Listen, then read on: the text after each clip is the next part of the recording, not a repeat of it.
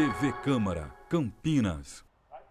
Olá, boa tarde, estamos ao vivo agora, são 3h03 e você vai ver a reunião da Comissão de Ciência e Tecnologia. Hoje na pauta, a inovação de tecnologias de baixo carbono. Acompanhe na presidência do vereador Paulo Gaspar. Boa tarde a todos que nos assistem pela TV Câmara. Hoje temos a segunda reunião extraordinária da Comissão de Ciência e Tecnologia. O nosso convidado é o Adalberto Maluf, da BYD. Antes de passar a palavra ao nosso convidado, eu quero agradecer aqui ao corpo técnico da Câmara, que está nos auxiliando no dia de hoje, todos que nos assistem em casa. E aqui temos também o Daniel Biscola, que representa o gabinete aqui do Paulo Gaspar, também o Guilherme, do gabinete do vereador Carmo Luiz. Lembrando que temos também na comissão a vereadora Paola, o vereador Paulo Haddad e o vereador Arnaldo Salvetti. Gostaria de abrir a palavra primeiro para o Guilherme e para o Daniel, se eles quiserem falar alguma coisa. Na sequência, a gente passa para o Adalberto. Boa tarde, estão me ouvindo? Está me ouvindo? Sim. Boa tarde, presidente Paulo Gaspar, Adalberto, Albiscola. Nesse ato eu estou representando o vereador Carmo Luiz e ele não pôde estar presente, mas vou estar acompanhando a reunião e desejo uma ótima reunião a todos. Obrigado, Guilherme. Daniel? Obrigado, presidente. Queria cumprimentar o vereador Carmo na pessoa do Guilherme, cumprimentar também o Adalberto e estou ansioso aí pela explanação do Adalberto, que tivemos o prazer de conhecer recentemente lá na BYD. Lembrando que no final da palestra do Adalberto, nós poderemos abrir a perguntas para quem quiser participar através do chat da TV Câmara. E, como disse o Daniel, estivemos recentemente visitando a convite do Adalberto a BYD, que é uma empresa que trabalha aí com alta tecnologia, energia limpa, fabricando painéis de energia solar fotovoltaica, trabalha com, não sei se eu vou falar corretamente, mas montando chassis de ônibus elétricos, altíssima tecnologia, tem outros veículos elétricos que eles importam também, que a BYD é da China, né, chinesa. Enfim, ele vai poder explicar melhor, mas a gente ficou muito impressionado com as instalações, porque nem parece uma fábrica, né? Tamanha estética, limpa, sem ruídos, não parece um cenário de fábrica, não parece um cenário de um laboratório, de um escritório, onde a tecnologia ali você vê que é altíssima, e todos que trabalham ali, sim, super à vontade, não parecem operários assim, operando máquinas, coisas do tipo. Então é realmente impressionante, é uma coisa que a gente não está acostumado a ver. E então deixo a palavra para o Adalberto, porque a BYD, a gente sabe que é uma das pioneiras no mundo aí em termos de energia limpa, e a gente sabe que através da mídia eles têm participado de diversas frentes aí de debates, de ideias com o Poder Executivo. Aí recentemente até a gente ouviu a notícia que existe um estudo para um modal que vai ligar o aeroporto de Viracopos com um projeto de restauro ali da estação do Parque Ferroviário, que hoje está ali a Estação Cultura, o trem intercidades, todos esses assuntos que incluem aí um modal tão importante que é o modal ferroviário, e agora com um estudo aí oferecido pela BYD para nos mostrar aí os desafios, né, para conseguir fazer um projeto dessa envergadura, enfim. Então eu vou deixar para o Adalberto fazer aí, ficar à vontade para explanar todo o seu potencial, suas ideias, e no final depois a gente abre aí as perguntas. Obrigado, Adalberto, pela presença, fique à vontade. Primeiro, eu queria agradecer ao presidente Paulo Gaspar por essa oportunidade, né? E cumprimentar todos os vereadores e assessores que estão nos vendo hoje. Um debate tão importante, né? Discutir ciência, tecnologia, novas tecnologias no contexto das indústrias do futuro. O Brasil hoje vem num momento ainda saindo da crise econômica e certamente o novo desenvolvimento que a gente busca, ele parte de pensarmos uma indústria cada vez mais eficiente, inovadora, antenada com essas grandes revoluções mundiais. Então, eu agradeço essa oportunidade, né, em nome da BYD, uma gigante de tecnologia mundial, que tem 2 fábricas aqui em Campinas, empregando quase 500 pessoas, empregos diretos. Então, eu vou fazer uma apresentação rápida aqui, falando um pouco mais da empresa, né, falando um pouco aí desses temas. Deixa eu colocar aqui para compartilhar.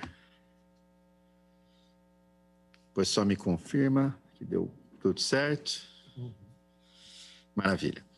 Então, deixa eu só ver aqui. Achei, ótimo.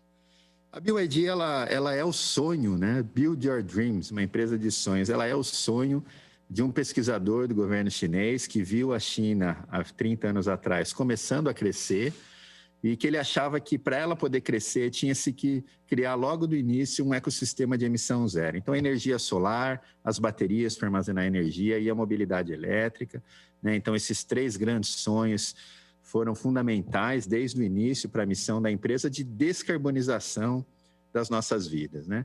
A gente acredita muito nessa geração de energia limpa através dos painéis solares. A Agência Internacional de Energia sinaliza que em poucos anos a energia solar fotovoltaica cresce para ser a principal fonte de crescimento do mundo, já é a maior fonte de crescimento nos últimos anos. E a gente vê isso pelo crescimento da empresa, né? A BYD tem um crescimento exponencial aí há muito tempo, basicamente pelo sonho do nosso fundador, que foi o cara que inventou as baterias de lítio moderna, mais baratas. Então, a gente começou como fabricante de baterias, há 25 anos de pesquisa atrás, quase 5.000 patentes somente nessa área. Transformamos na maior fabricante de bateria, com mais de 40 fábricas espalhadas pelo mundo todo. Aqui no Brasil, a gente tem nossas 3 operações, aqui em Salvador e em São Paulo, e agora, mais recente, a nossa fábrica lá em Manaus. E, basicamente, o que a gente acredita é que esse futuro de baixo carbono ele vai transformar cada vez mais as nossas vidas. Então, como líder mundial dos veículos elétricos, né, de novas energias, de bateria, mais de 30.000 patentes, a gente vem trabalhando cada vez mais por esse futuro mais integrado, né, mais aberto. Por isso, a abertura, por exemplo, de todas as plataformas dos nossos veículos para empreendedores e todos que possam crescer. Inicialmente, a gente se consolidou muito como fabricante de bateria e depois de celulares. A BYD ajudou a fazer essas revoluções dos celulares, dos smartphones, então, Motorola, Nokia, todos aqueles primeiros celulares. Até hoje, 2 em cada 10, né, 20% dos celulares do mundo têm tecnologias da BYD, na fabricação de celular, de tablet, de computador. E só para mostrar que a gente vê o crescimento, né, o que impacta isso hoje de crescimento a nível mundial. A gente está falando aí 24 bilhões de dólares, né? Mais de 120 bilhões de reais. E isso mostra muito como as empresas de inovação e tecnologia são. A gente está falando de crescimentos exponenciais, né? Então, por isso a importância da gente, em especial aqui no contexto brasileiro, identificar essas indústrias do futuro para poder estar sempre buscando. Então, de bateria, virou fabricante de componentes, depois de celular, tablet, computador, carro elétrico, trem. Quer dizer, essa evolução tecnológica que faz um crescimento muito grande. A gente tem essas fábricas hoje aí espalhadas aqui em Campinas, né, fazendo projetos pelo Brasil todo. E, basicamente, o que a gente acredita é que a eletrificação ela começa primeiro em algumas soluções urbanas que você tem um alto uso de energia ou um uso mais recorrente. Então, em ônibus, em fretados, táxi, logística, né, o que a gente chama dos 7 setores convencionais. Também os 4 setores off-road, né, que seriam portos, logística interna, aeroportos, mineração. São setores onde a eletrificação veio primeiro porque eles têm um grande consumo de energia. E também, em geral, porque o governo tem como regular em relação a esse tema, e foi isso que a gente viu a nível mundial.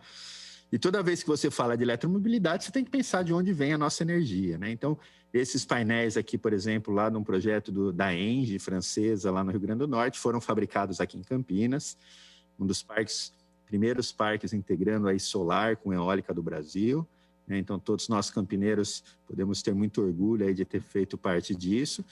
E a gente produzia aqui inicialmente os módulos mais convencionais do mercado, né? Aquele policristalino, depois evoluindo para o mono, né? Os últimos 5 anos o governo chinês subsidiou muito as células de alta eficiência, o que fez com que o mercado rapidamente fizesse essa transição do poli para o mono, também alguns produtos importados de tecnologias diferentes.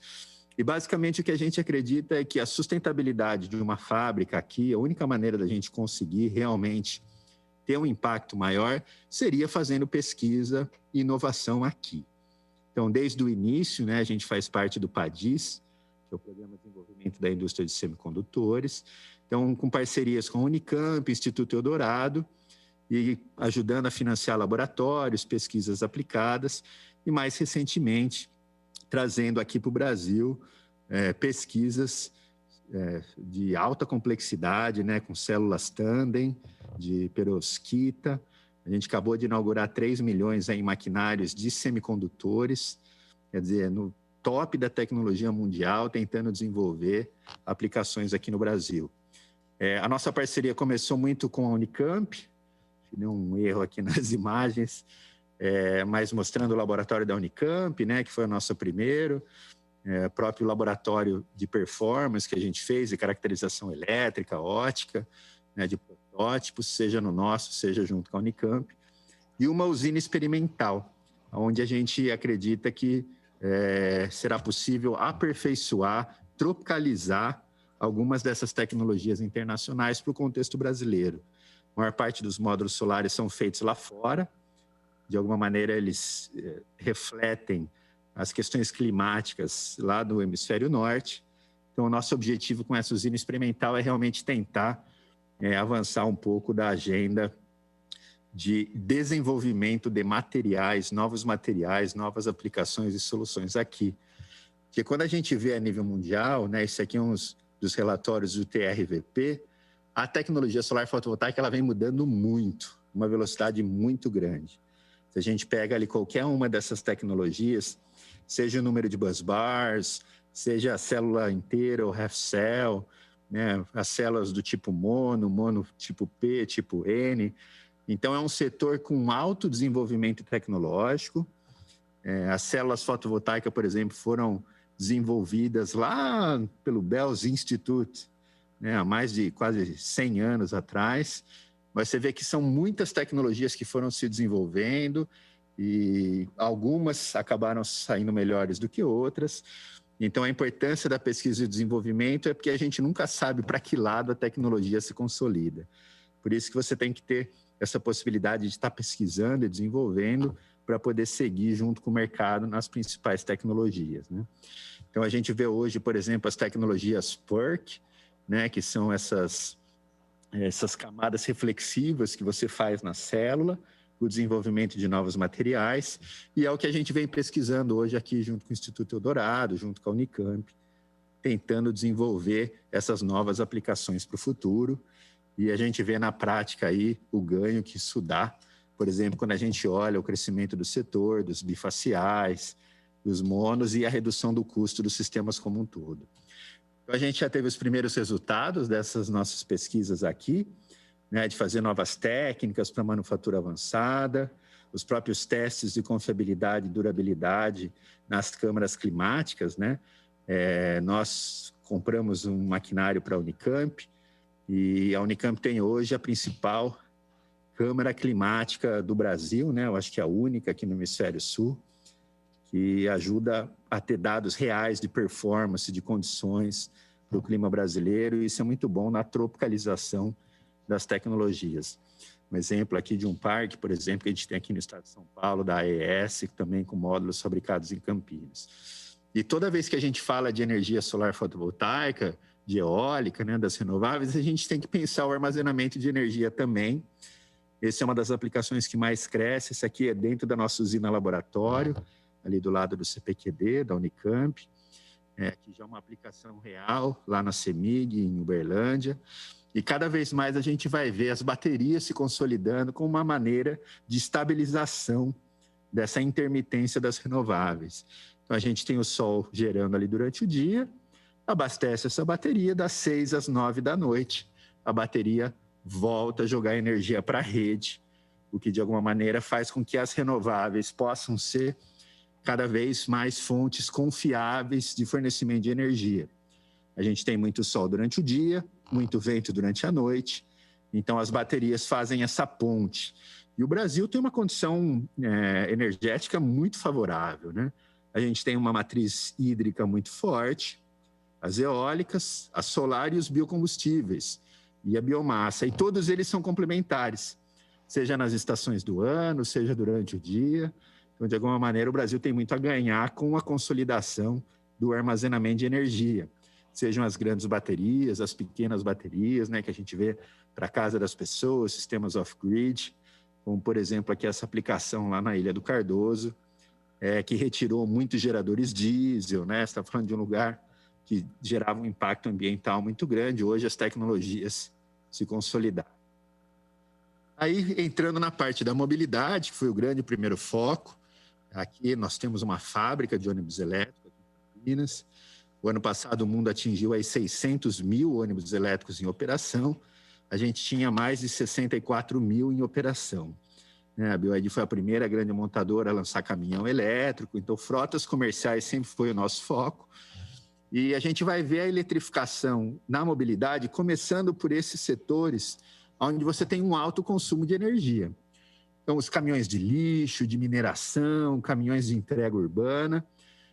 Primeiro porque eles emitem poluentes nas cidades, né, fazem muito ruído nas cidades, então é cada vez maior a preocupação dos governos de reduzir a emissão de poluentes. Um estudo do professor Paulo Saldiva, lá da Universidade de São Paulo, mostra que, no caso brasileiro, ônibus e caminhão representam 10% da frota, mas, na prática, eles representam até 50% da emissão de material particulado. Então, se você consegue reduzir a emissão de caminhão e de ônibus, que são 10% da frota, você acaba com 50% da poluição. Né? No caso brasileiro, por exemplo, quem mora aqui na região metropolitana de Campinas perde, ou de São Paulo, né, 3 a 3 anos e meio de expectativa de vida em relação a quem mora em Curitiba. Né? Quem mora, por exemplo, na Baixada Fluminense, no Rio de Janeiro, perde 8 anos de expectativa de vida. A gente está falando de um impacto muito grande na saúde pública, custos estimados de mais de 250 milhões por ano, impactos que vão além do tema da poluição. Por exemplo, estudos que a gente viu agora esse ano, a Universidade de Siena, que fez lá na região de Milão, diferentes bairros de Milão, mostrou que cidades mais poluídas chegam a ter 2,5 vezes mais mortes por Covid do que cidades não poluídas. Outro estudo de Harvard, também foi feito em Nova York, chegou a conclusões muito parecidas. Então, a gente vê que morar numa cidade poluída gera uma debilidade no sistema cardiorrespiratório, de imunização das pessoas, o que permite com que a Covid, por exemplo, a gente tenha um impacto muito maior. Então, a gente vê cada vez mais o preço das baterias caindo, as aplicações e os modelos aumentando a nível mundial, os veículos leves para passageiros também vêm crescendo significativamente. A BYD é a maior vendedora e fabricante de carro elétrico na China nos últimos 8 anos, que é o maior mercado do mundo. Fomos a maior do mundo por 6 anos, né? Até nos últimos 2 anos aí a Tesla nos passou. E a gente foi a segunda empresa do mundo a passar de 1 milhão de carros elétricos vendidos, o que mostra como essa revolução vem caminhando muito rápido. E à medida que os veículos elétricos leves reduzem o custo da bateria, a gente tem um aumento de densidade energética, de autonomia, retiram-se muitas das barreiras. Por exemplo, esse veículo Tang, que é uma SUV nossa, tem 600 quilômetros de autonomia. Então, você tira um pouco daquele gargalo que a gente tinha de quanto tempo de autonomia, onde eu vou recarregar o veículo. veículos cada vez com design mais arrojado, buscando a conectividade, né? Esse aqui é o nosso carro elétrico mais vendido na China atualmente. Então, o veículo elétrico autônomo conectado do futuro, ele pretende substituir o celular, o smartphone, como centro da vida das pessoas, né? Quando a gente fala de um veículo 5G, a gente está falando de máquinas conversando com máquinas, carro conversando com carro, conversando com a infraestrutura urbana, prevendo as atitudes do pedestre, tem a melhoria de segurança, a melhoria de conectividade, é o desenvolvimento de um ecossistema de inovação muito grande além do veículo, né? Quando a gente fala também do setor metroferroviário, que avançou muito em função da redução do custo das baterias, como essa nossa aplicação aqui, o SkyRail ou o Sky Shuttle. Esse aqui é um projeto nosso de Chongqing, que foi o primeiro sistema metroferroviário nosso, assim, de Sky Shuttle 100% autônomo. Então, tem ali motorista, né, tudo autônomo, 5G, conectando com a cidade. Então, a gente vai ver essas aplicações cada vez mais entrando nas nossas cidades. E o que a gente vê é que existem hoje alguns processos de transformação muito fortes no setor automotivo e no setor energético. O Fórum Econômico Mundial, lá em 2018, tinha feito esse relatório sobre o papel dos veículos elétricos nas cidades inteligentes, e ele já dizia que a eletrificação do transporte vai ser a terceira principal tendência do setor elétrico, junto com a descentralização e a digitalização. Então, na prática, a gente vai ver que esse veículo elétrico ele vai ser o centro de uma nova mobilidade urbana, com veículos mais autônomos ou semi-autônomos e economias cada vez mais compartilhadas, e nesse sistema elétrico descentralizado e digital, como que empoderando o consumidor a saber quanto ele consome de energia, quais equipamentos na sua casa ele consomem mais, como ele pode gerar energia própria, né? A geração distribuída é hoje a que mais cresce no Brasil e no mundo. Espero que isso continue, né? Hoje está pela 11ª vez na pauta do Congresso Nacional a votação do marco regulatório da geração distribuída.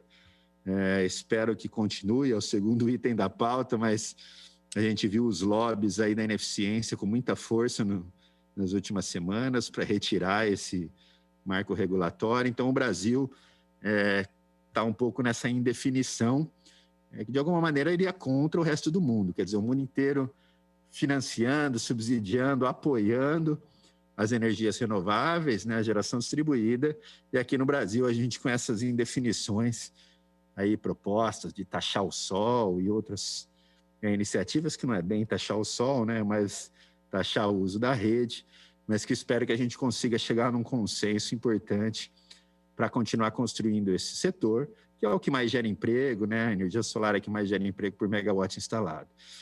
Então, quando a gente fala dessa casa conectada, dessa rede inteligente, né, do papel do veículo elétrico que vai ter nessa nova rede, cada vez mais integrada, a rede elétrica não é mais aquele modelo antigo, né, da grande geradora, uma linha de transmissão, a distribuição e o consumidor.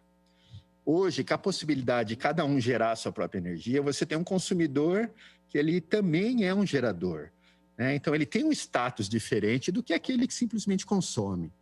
Então, quando a gente fala alguém vai abrir um shopping, um condomínio, alguma casa, você vai ser um consumidor, obviamente, você tem que pagar todos os custos da rede, né? Agora, se você também pode gerar a sua própria energia, você contribui para o sistema de uma maneira diferente. Então, ele não pode ser taxado da mesma maneira que aquele que só consome, né? Se eu gero energia na minha casa, jogo na rede, meu vizinho consome, é muito melhor para todo mundo, porque basicamente meu vizinho está consumindo sem perda de energia. Hoje, 17% da energia gerada no Brasil é perdida. Ela é perdida nas redes de transmissão e distribuição, né? Então, esse consumidor proativo, pro-consumer, que vai ter um papel muito importante do veículo elétrico, das baterias de segunda vida em toda a rede, ele vai criar uma nova realidade e hoje no mundo existe aqui um grande número de empresas, de startups, buscando criar soluções e tecnologias para as aplicações diferentes em todas essas áreas. Existe uma efervescência muito grande do mundo das startups ao redor do setor elétrico, do automotivo, da geração distribuída, das cidades inteligentes, da recarga, do blockchain. Então, espero que a gente também consiga participar desse processo, né, desse ecossistema de inovação muito grande, que caminha, por exemplo, para a energia como um serviço, a mobilidade como um serviço. Hoje, as novas gerações não querem mais comprar carro, né? O que elas querem é consumir o serviço mobilidade. Então, o que a gente vê é que os setores que são eletrificados, a gente não volta atrás. Isso a gente tem como muitos exemplos na nossa vida, né? Tudo que a gente eletrifica, ele traz benefícios muito grandes para todos. Então, cada vez mais a gente vai ver novos sistemas, novas operações, tecnologias novas que estão permitindo com que esse sistema mais descentralizado, mais descarbonizado, seja uma realidade maior nas nossas cidades. E o que a gente vê é que existem políticas públicas muito consistentes a nível mundial, em especial o ano passado, com a Covid, a gente teve um crescimento muito grande das políticas de reconstrução das economias pós-pandemia, com foco na economia verde. Então, o Plano Europeu Verde, né, o European Green Deal, foi o primeiro, aprovado em março do ano passado, um foco gigantesco em buscar a neutralidade de carbono em 2050, descarbonizar 75% das emissões de energia, de edificações, da mobilidade, mais de 700 bilhões de euros para criar essas tecnologias do futuro. Depois a gente viu ali os governos como na Alemanha, né, colocando mais 20 bi de euro para a indústria automotiva, a França mais 8 bi, depois um plano de mais 100 bi para criar essas tecnologias para a transição ecológica do futuro. Isso está fazendo com que hoje a Europa tenha esse foco muito grande nas indústrias de baixa emissão, nas indústrias da economia de baixo carbono, e provavelmente a gente vai ver uma briga tecnológica muito grande entre a Europa, Estados Unidos e China, brigando pelo desenvolvimento dessas indústrias. E no caso europeu, a gente vê muito a importância dos padrões de emissão, das regulamentações do poder público, de reduzir os níveis de emissão de poluentes para conseguir atingir essas metas. Algo que, por exemplo, no Brasil nós não temos, né?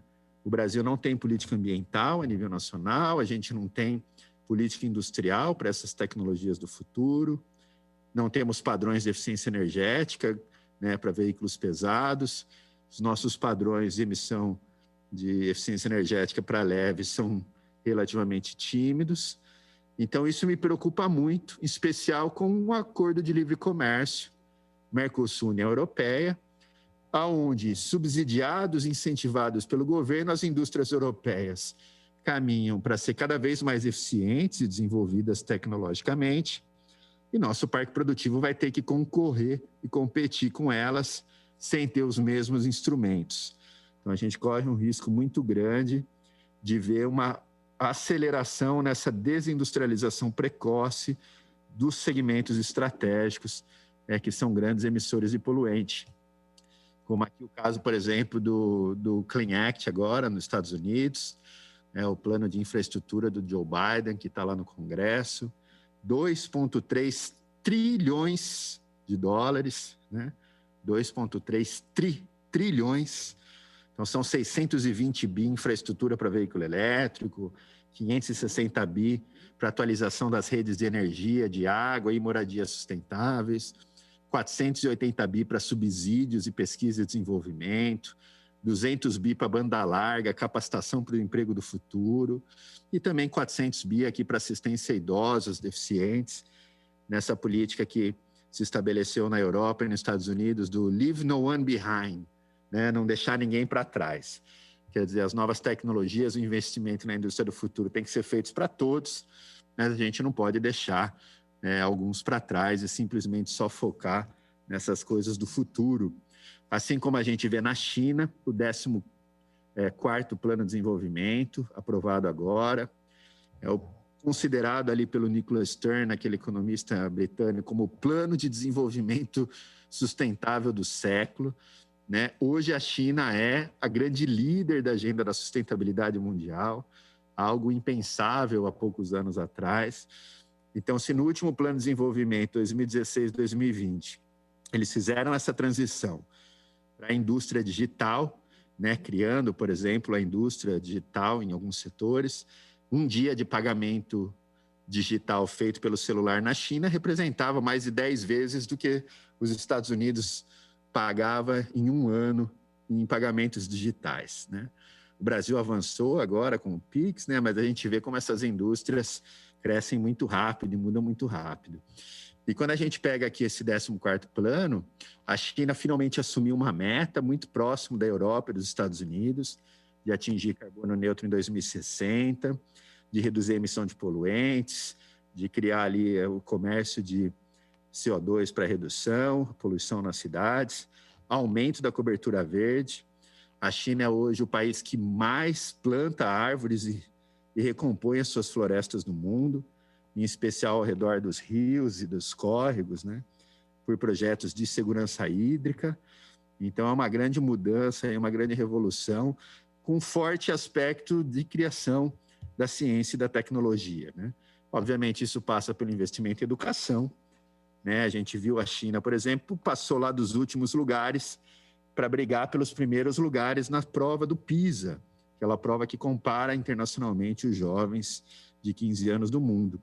Já o Brasil, infelizmente, ocupa ali as últimas posições no ranking de matemática, de ciências e de línguas, que mostra a dificuldade do nosso jovem em competir com um jovem chinês ou europeu para criar essas tecnologias do futuro, né? Enquanto um jovem chinês com 15 anos já sabe programar algoritmos de inteligência artificial, os nossos jovens com 15 anos ainda mal conseguem fazer uma equação de 3, né? Onde 93% errou a questão de uma simples tabelinha de equação de 3 na prova do PISA, né?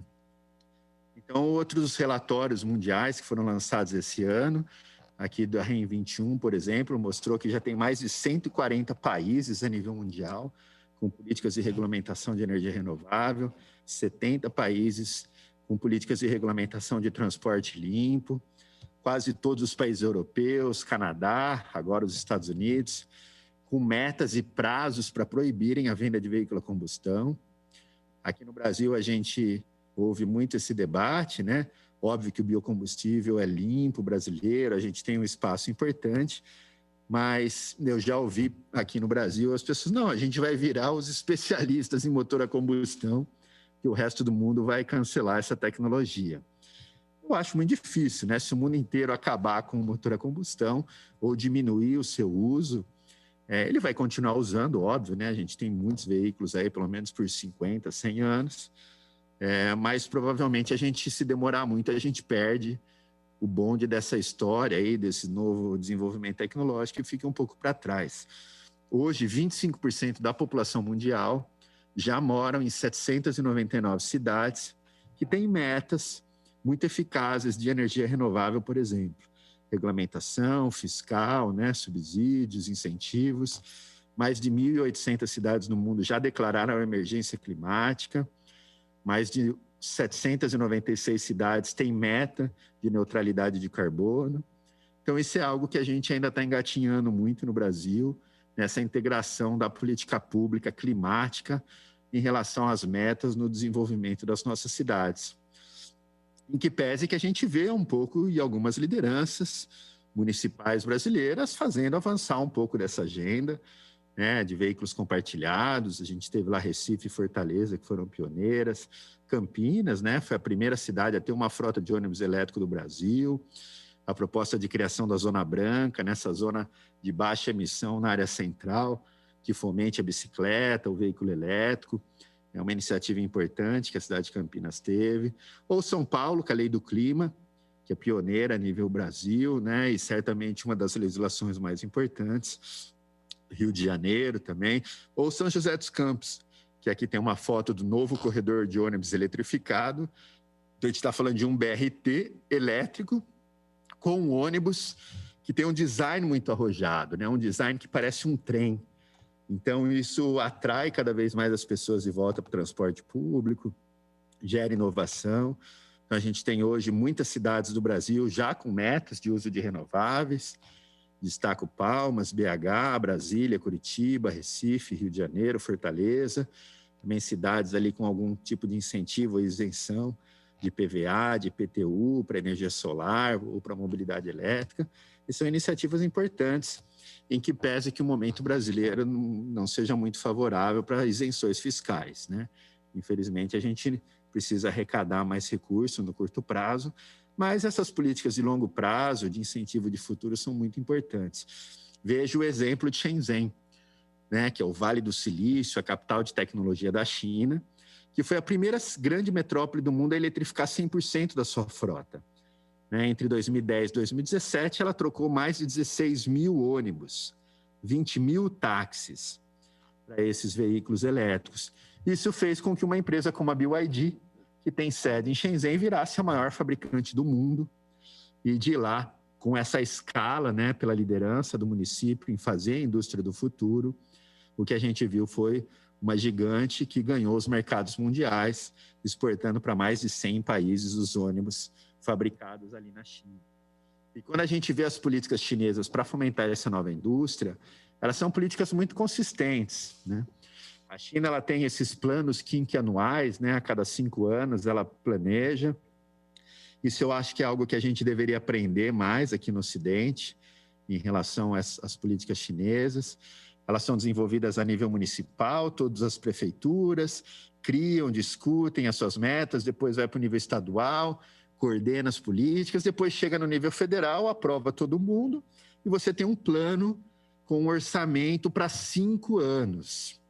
Então, o orçamento público na China ele é muito discutido com a indústria, com a sociedade civil, com os diferentes níveis de governo. E isso talvez seja o nosso gargalo. Aqui o orçamento ele é algo que a gente não tem muito debate, né?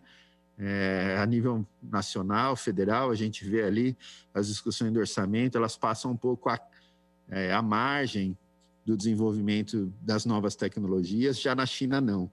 O orçamento é utilizado muito forte para essas políticas nacionais de industrialização, de ciência e tecnologia, com políticas de subsídio, de incentivos, compras governamentais, marcos regulatórios, promoção da infraestrutura. A China também tentou, assim como o Brasil fez no passado, dar incentivo para a indústria direta, né? Então, reduzir imposto para a indústria. Isso a nível mundial deu certo em alguns lugares, outros não, né? Então, eles chegaram à conclusão que a melhor maneira não é simplesmente zerar o imposto da indústria, porque às vezes a indústria fica mais rentável e tal, mas não repassa isso para o consumidor. Então, o que eles fizeram foi criar toda uma estrutura de compras governamentais, priorizando a eficiência, com estímulos ao desenvolvimento dessas novas tecnologias, com planos pilotos, desenvolvendo as indústrias estratégicas. E a gente vê aqui um plano bem consistente de visão de futuro, com as grandes cidades chinesas, as 20 maiores cidades chinesas, todas elas tinham políticas para o desenvolvimento de veículos elétricos, conforme o relatório da Agência Internacional de Energia. E, obviamente, isso fez com que a China virasse o maior mercado de veículo elétrico do mundo. Quando a gente vê, por exemplo, a liderança chinesa no desenvolvimento de ônibus, isso fica ainda mais claro, né? Até o final de 2019, a China, o mundo tinha 515 mil ônibus elétricos. Mais de 505 mil estavam na China. Então, a indústria europeia, que sempre liderou o tema de ônibus, né, a nível mundial, acordou, percebeu depois que tinha ficado um pouco para trás, né, que estava precisando correr atrás. Então, hoje a gente vê esse foco na Europa muito grande, exatamente para preencher esse gargalo que a China ocupou. Assim como o mercado latino-americano também se desenvolveu muito. A gente passou de 2.200 ônibus elétricos rodando na América Latina. Tem iniciativas como Santiago, que foi a primeira grande frota, né? 1.000 ônibus operando até final de 2019, começo de 2020. Bogotá, o ano passado, colocou mais 2.000 ônibus elétricos, né, em compra para serem entregues nesse próximo ano.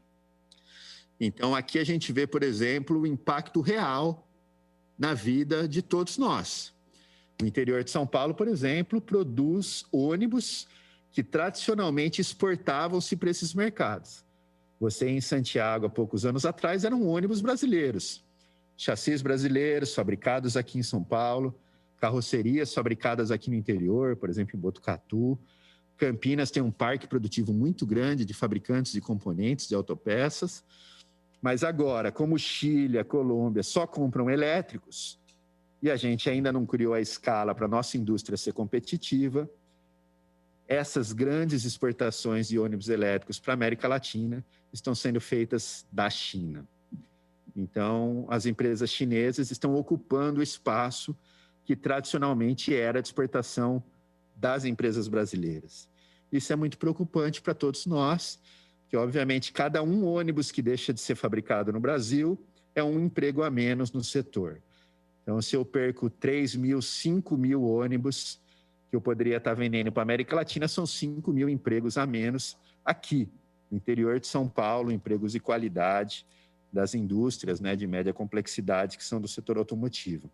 E quando a gente vê o crescimento da venda no mundo, ainda isso fica mais incrível, né? Em março do ano passado, após o começo da pandemia, né, projeção de redução dos subsídios na China, a Bloomberg projetou que a venda de veículos elétricos ia cair 18%, de 2 milhões e 100 para 1,7 milhão, né?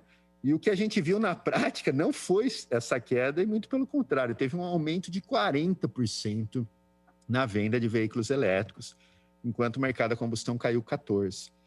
Então, aqui a gente vê muito bem essa grande mudança tecnológica, né? A China ainda liderando o mercado, mas a Europa com crescimento significativo, 600 mil para mais de 1.400.000. Os Estados Unidos ainda patinavam, né? Mas agora, já em 2021, eles crescem bastante. Então, a Europa hoje liderou esse processo. A gente vê, por exemplo, que a Europa, se você pega as vendas de janeiro do ano passado para dezembro do ano passado, elas saltaram de 3% para 23% na média. É uma grande mudança, uma grande revolução em relação a esses novos mercados, como, por exemplo, a Noruega, que é mais de 70% de market share. A China, a gente vê essa consolidação da indústria. 8 dos 10 carros elétricos mais vendidos na China são de marcas chinesas, o que mostra como a política industrial deles deu certo. Agora o Joe Biden, com o novo programa Made in America, querendo gerar 1 milhão de empregos na indústria automotiva verde, né? Um projeto federal, por exemplo, só do governo federal comprar mais de 645 mil carros, que é mais do que o dobro do que foi vendido o ano passado nos Estados Unidos.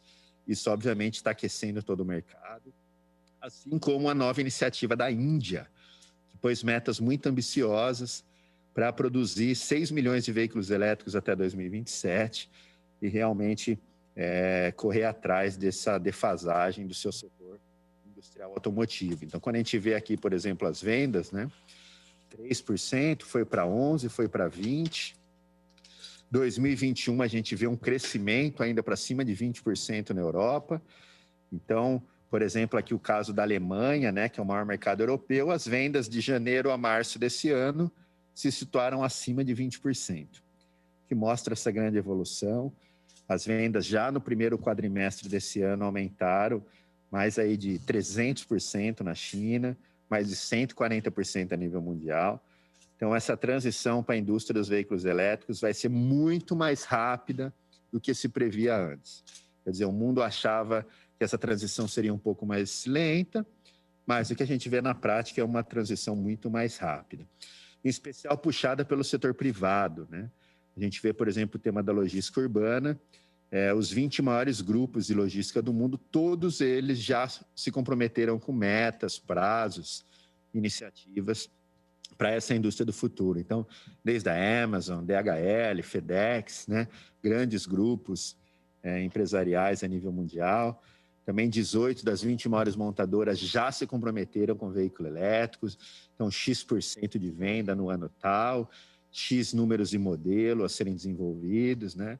Então, é uma revolução muito grande. Aqui no Brasil, a gente teve um crescimento um pouco, né, puxado aí pelos veículos híbridos. Os híbridos tiveram alguns incentivos fiscais, algumas reduções de impostos, diferente dos elétricos. Os veículos elétricos ainda pagam o dobro de imposto, na média, no Brasil, do que um carro a combustão. Não faz muito sentido, né, do ponto de vista técnico, mas, infelizmente, essa é a nossa realidade, né? Então, a gente vê ali uma projeção de crescimento dos híbridos, né? Em especial os híbridos flex, usando etanol. Isso é bom aqui para o interior de São Paulo, a gente tem o biocombustível, tem essas fábricas, mas quando a gente fala de veículo elétrico, a gente está ficando um pouco desconectado, seja do resto do mundo, seja da própria América Latina. Por exemplo, o ano passado, o Brasil vendeu somente 801 carros elétricos a bateria, que é quase 50% a menos do que a Colômbia, que tem 10 vezes, um mercado 10 vezes menor do que o nosso. Ou a gente vendeu ali empatando com a Costa Rica, que é um mercado 100 vezes menor do que o nosso, né? Então, isso, obviamente, nos deixa muito preocupados de que a gente está ficando um pouco desconectado, né? Então, enquanto lá o mundo está com 10, 15, 20% de venda de elétrico, a gente tem 0,3% de elétricos vendidos, o que nos deixa ali num ranking muito mal posicionados. As vendas dos elétricos tiveram um salto no último ano, né? Hoje já são mais de 10 milhões de carros elétricos, mais de 600 milhões de ônibus elétricos no mundo. A China, obviamente, dominando isso, mas a Europa vindo com muita força. Então, a gente vê a Europa como um todo chegando na China. Aqui à direita, a gente vê, por exemplo, a liderança que isso fez na indústria automotiva. Então, das 4 maiores vendedoras de carro elétrico do mundo, 2 são chinesas, né? A BYD e a BAIC. E lá tem a Tesla, a BMW e outras grandes europeias chegando agora por essa briga, por essa tecnologia do futuro. O mundo também tem hoje mais de 1.300.000 postos de recarga. O Brasil está na média mundial, 10 carros elétricos por carregador público. A nossa região aqui de Campinas, com São Paulo, tem uma estrutura muito boa de infraestrutura para recarga de veículo elétrico. A regulamentação da ANEEL é muito favorável para o setor, permite empreendedores privados. Então, a gente vê aqui nesses gráficos o salto do aumento de modelos a nível mundial, da autonomia, né, que passou de 200 km médio para 350 km, uma queda dos subsídios à venda no mundo, caiu de 20% 2 anos atrás para 10% do valor de venda. Então, o pessoal já acha que a partir de 2023 não vai ser mais necessário subsídios para a venda de veículos elétricos. E isso, obviamente, nos deixa um pouco preocupado quando a gente pensa na queda da participação da indústria de transformação no PIB brasileiro. O PIB brasileiro já teve aí 35% da participação da indústria de transformação, hoje está abaixo de 10%. Obviamente, quando a gente perde indústria de transformação, infelizmente, a gente perde empregos de qualidade, né? Quando a gente deixa de gerar emprego na indústria, essas pessoas vão para serem empregadas no serviço, isso é ruim para a economia, né? Claro que o serviço, ali os serviços de venda, né? Então, qualquer outro serviço gera emprego, é importante. Agora, para a produtividade marginal do trabalho na economia, isso é muito ruim, né? Quando eu tenho alguém que era um funcionário de uma indústria, e ele vira lá um funcionário, por exemplo, numa lanchonete, a produtividade marginal da economia perde muito, perde emprego, perde imposto, perde desenvolvimento tecnológico. Cada R$1 na indústria, depositado na indústria, gira 2,5 para a sociedade. Enquanto nos serviços e na agricultura, cada R$1 vira 1,5. Então, a gente tem que pensar muito no modelo de desenvolvimento que a gente quer, né? Em especial em face desses grandes mudanças tecnológicas. A gente tem aqui, por exemplo, o patamar das exportações brasileiras. A gente vê que produtos agrícolas e minérios dominaram a pauta de exportação brasileira. A gente teve lá um pico em 2011, 2012, né, de exportação. Depois a queda do preço das commodities gerou a maior crise econômica da nossa história, né, de 2012 até 2015, em função disso. Na época, o governo Dilma não lidou muito bem com essa baixa, né, com as questões das políticas fiscais e tudo mais, nos levou para uma crise econômica muito grande. E agora o preço das commodities volta a subir, né, agora em 2020, 2021, mas a gente vê que o Brasil ainda tem esse foco muito grande nessas exportações de agrícolas e minérios. Obviamente, eu não sou contra o setor agrícola, a exportação de minério, muito pelo contrário, é ele que está salvando o Brasil. Agora, um país grande, com a população jovem como o Brasil, precisa de uma indústria forte, senão ela não consegue criar emprego, né? A agricultura emprega menos de 10% da mão de obra do Brasil. E não tem como a gente pensar aqui na periferia, né, nas grandes cidades brasileiras, que todo mundo vai trabalhar na soja, né, ou na exportação de minério de ferro. Então, quando eu vejo, por exemplo, aqui hoje a pauta da exportação, em relação à complexidade das indústrias, né, que é essa separação que o OCDE faz, a gente vê que o Brasil perdeu muito emprego nas indústrias de média e alta complexidade. Hoje, só 0,2% do emprego brasileiro está na indústria de alta complexidade, de alto investimento em pesquisa e desenvolvimento. Nossas amigas ali na Embraer, indústrias do setor ali em São José dos Campos, um pouco desses empregos aqui em Campinas, na área de computação, de eletrônicas, né, farmacêuticos, mas, infelizmente, o Brasil cresce nesses setores de baixa intensidade de pesquisa e desenvolvimento, como o setor financeiro, né, como o setor elétrico, agricultura, florestas, mesmo a construção civil, transporte, acomodação, né? E, obviamente, isso vai trazer problemas de médio e longo prazo para o Brasil, à medida que a gente se desconecta cada vez mais da grande cadeia de valor que existe nesse setor, né? Então, seja aqui na indústria solar, seja na indústria eólica, tem uma cadeia de valor muito grande para trás, e hoje a gente só está exportando lá os minérios, a poucos dólares por quilo, e depois importando os produtos por 5, 10, 50 vezes mais o custo.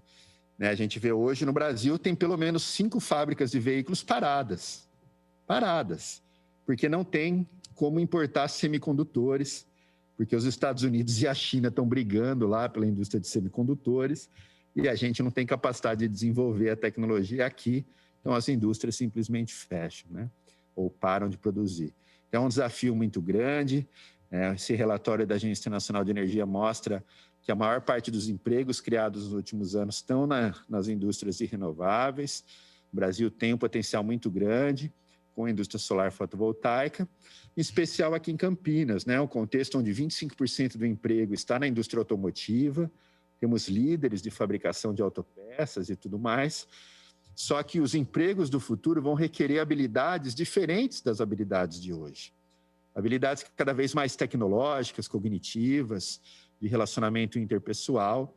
Então, aí a necessidade do investimento muito forte na primeira infância, né, nos ensinos técnicos ali, secundários, trazer cada vez mais a pesquisa aplicada para os nossos jovens, para que eles possam também fazer parte dessa mudança no perfil do emprego da indústria, das habilidades do futuro. E aqui, para finalizar, eu só falo do papel da pesquisa e do governo no desenvolvimento dessas tecnologias. Aqui tem um TED que é muito bom para todo mundo ver, da economista Mariana Mazzucato, né, que é uma das economistas mais famosas hoje no mundo, que ela mostra como a gente comprou uma ideia assim, de que o setor privado ele é inovador. A gente lembra daquelas empresas dos Estados Unidos, da Apple, da Microsoft, Facebook, Google, todas ali de grandes empreendedores que inventaram tecnologias nas suas garagens e fizeram a revolução do mundo. Mas, na prática, o que ela mostra não é verdade, né? Todas as tecnologias que viabilizaram a Apple, por exemplo, foram tecnologias desenvolvidas pelo governo americano, com financiamento do governo americano. A internet, né, os diferentes protocolos, HTTP, HTML, microprocessador, GPS, projeto da Marinha, microchip, projeto do DARPA, né, da Agência de Desenvolvimento, Siri, projeto da CIA, Touchscreen, projeto da CIA, NSF. Então, o governo tem que assumir um papel de financiador, de criador dessa visão de futuro. É claro que, para cada uma empresa e uma tecnologia sucedida, tem várias que se perdem no caminho. Por isso, o governo não pode ficar financiando todo mundo e colocando dinheiro, porque senão muito desse recurso acaba sendo perdido. Mas algumas tecnologias mais radicais, mais disruptivas, o governo, seja induzindo ou financiando, ele tem que ter um papel de aproximar a indústria, da academia, do setor público, para que a gente consiga desenvolver, nas vantagens comparativas que aquele local tem, as tecnologias que vão fazer essa disrupção para os diferentes setores. Então, por isso, eu agradeço mais uma vez a oportunidade de estar aqui, Comissão de Ciência e Tecnologia, num dos maiores polos tecnológicos do mundo, né? Aqui Campinas não perde para os grandes centros de tecnologia do mundo, está falando de alguns maiores centros de pesquisa. Então, eu tenho certeza que cada vez mais a gente vai ver essas novas tecnologias, esses novos produtos e soluções sendo desenvolvidas aqui também. Obrigado.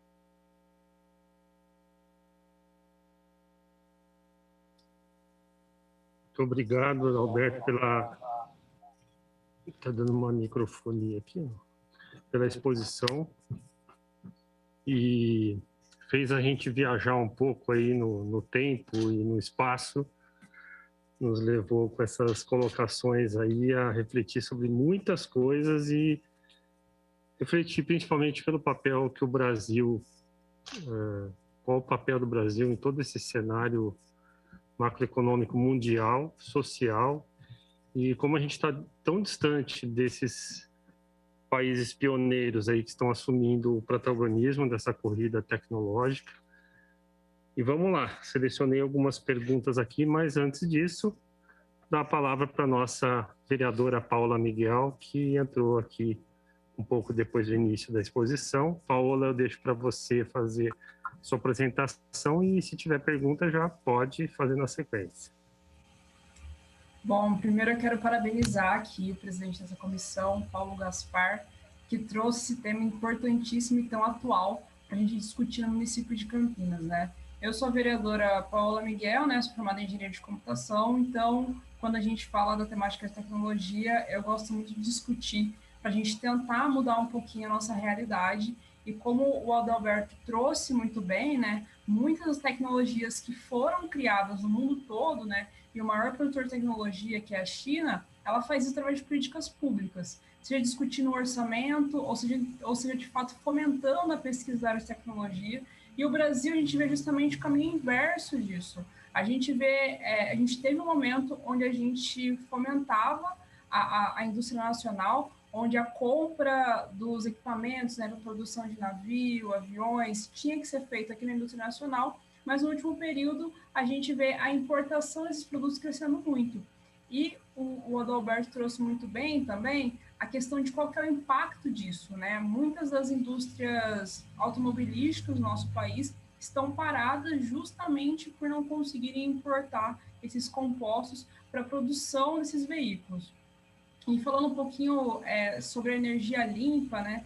Eu acho que quando a gente fala de emissão de carbono, a gente percebeu ano passado, quando a gente estava no momento mais restritivo da pandemia, onde a gente ficava mais em casa, o número de casos nas ruas diminuiu, o quanto isso impacta na poluição. E se a gente trouxer esse dado também, né, para os dados atuais da Covid, isso impacta inclusive na mortalidade das pessoas.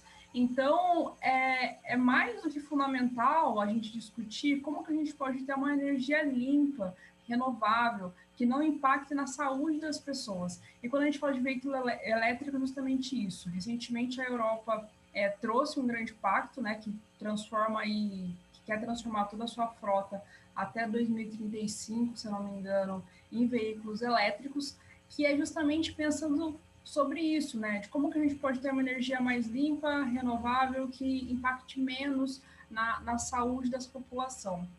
Eu acho que aqui para Campinas, né, e para o Brasil como um todo, a gente tem que pensar em maneiras de incentivar a pesquisa, principalmente quando a gente fala do nosso polo de pesquisa local, né? A gente tem um acelerador de partículas aqui no Sirius, né? Então, como que a gente pode tentar trazer para cá essas pesquisas e desenvolvimento na área de tecnologia? Como que a gente pode também aproveitar a Unicamp, que está aqui, ela é estadual, mas sempre se disponibiliza e faz pesquisas em muitas áreas. A gente vê várias na área médica, mas na área de tecnologia a gente não vê muito a divulgação disso, né? Apesar de muita pesquisa ser feita aqui.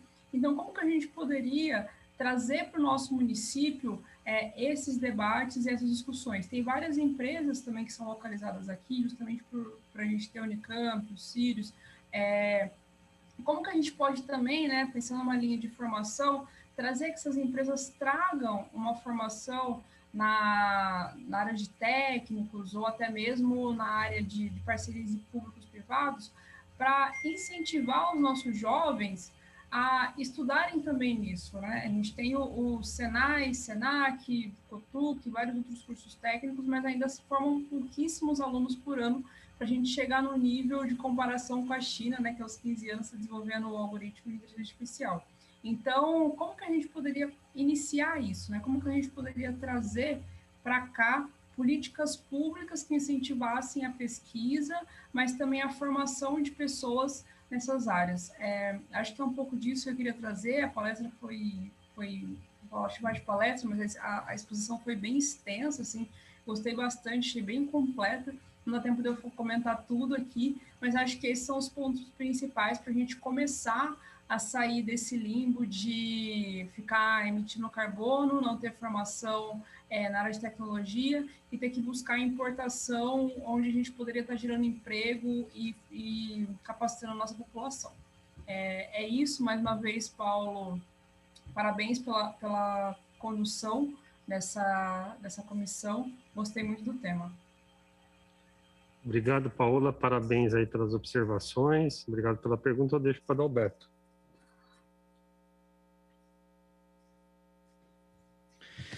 Claro. Bem, primeiro, né, vereadora Paola, é muito oportuno, né, que você tenha formação em engenharia de computação, pelo papel que Campinas, por exemplo, poderia exercer nesse setor, né? Como eu mostrei naquele gráfico da OCDE, a tecnologia de informação está lá em cima, né? A indústria de alta complexidade, de alto desenvolvimento tecnológico, que gera muita receita, muitos empregos de qualidade aqui na região de Campinas, mas o que a gente vem vendo nos últimos anos, não por inação dos governos campineiros, mas pelo contexto nacional como um todo, a gente vem perdendo uma boa parte desse parque produtivo.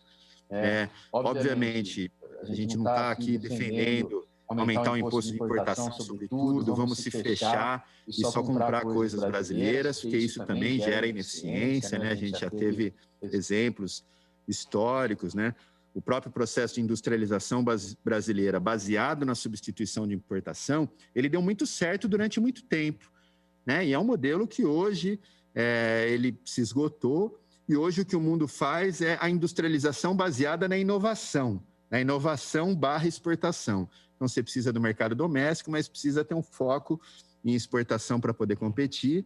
E a grande chave, né, foi levantada a questão da qualidade do ensino, né, a gente poder ensinar os nossos jovens, incentivar os jovens, não só da classe média, mas em especial da periferia, a poder querer estudar esses temas, a achar que ele pode sim ser um programador, que ele pode entender de computação, pode ser um engenheiro, um técnico, e trabalhar nesses setores que são hoje os que mais empregam.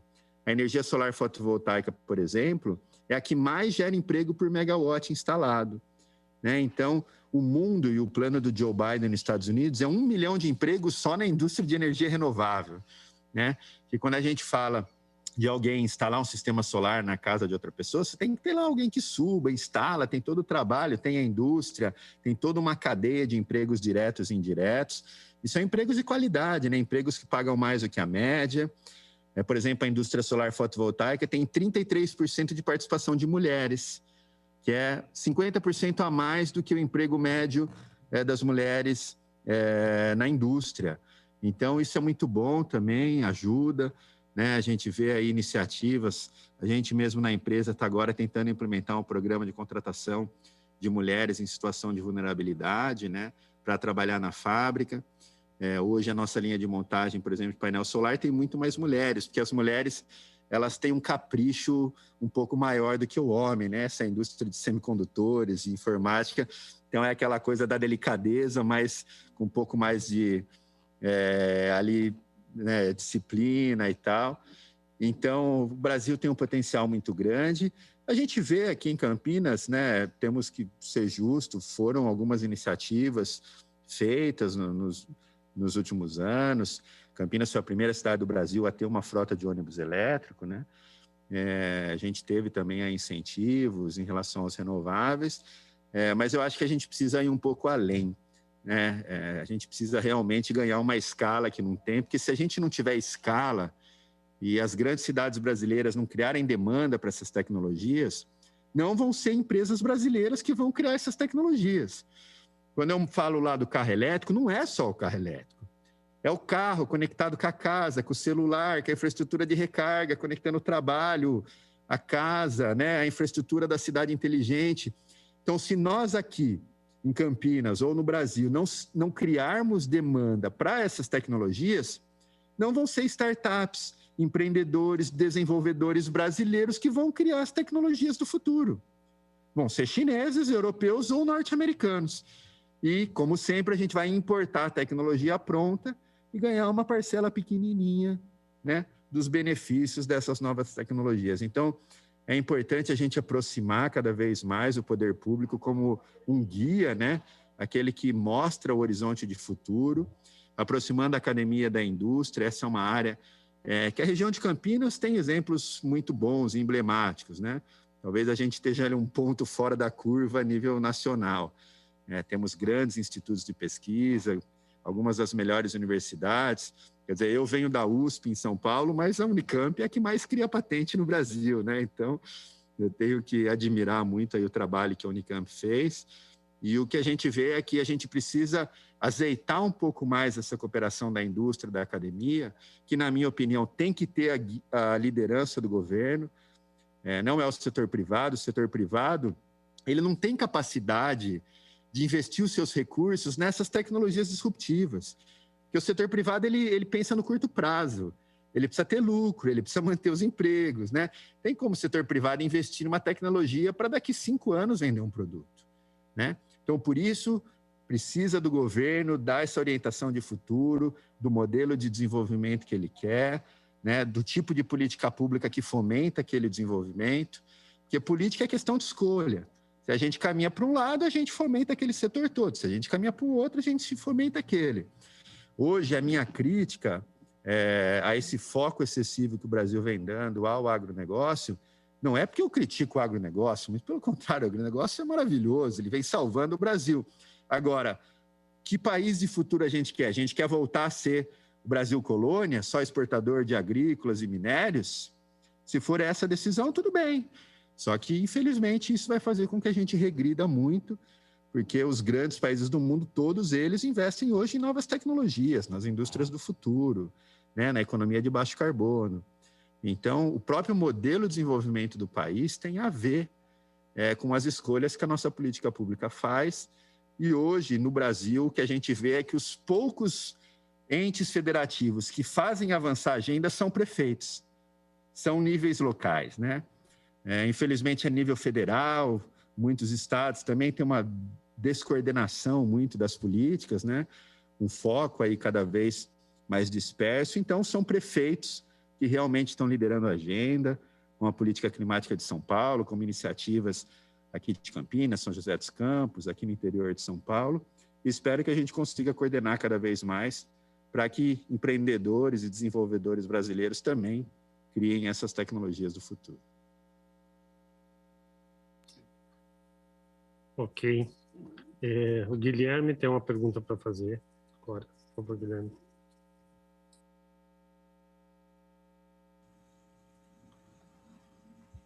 Boa tarde de novo. Primeiro, parabenizar o Adalberto, parabéns pela exposição.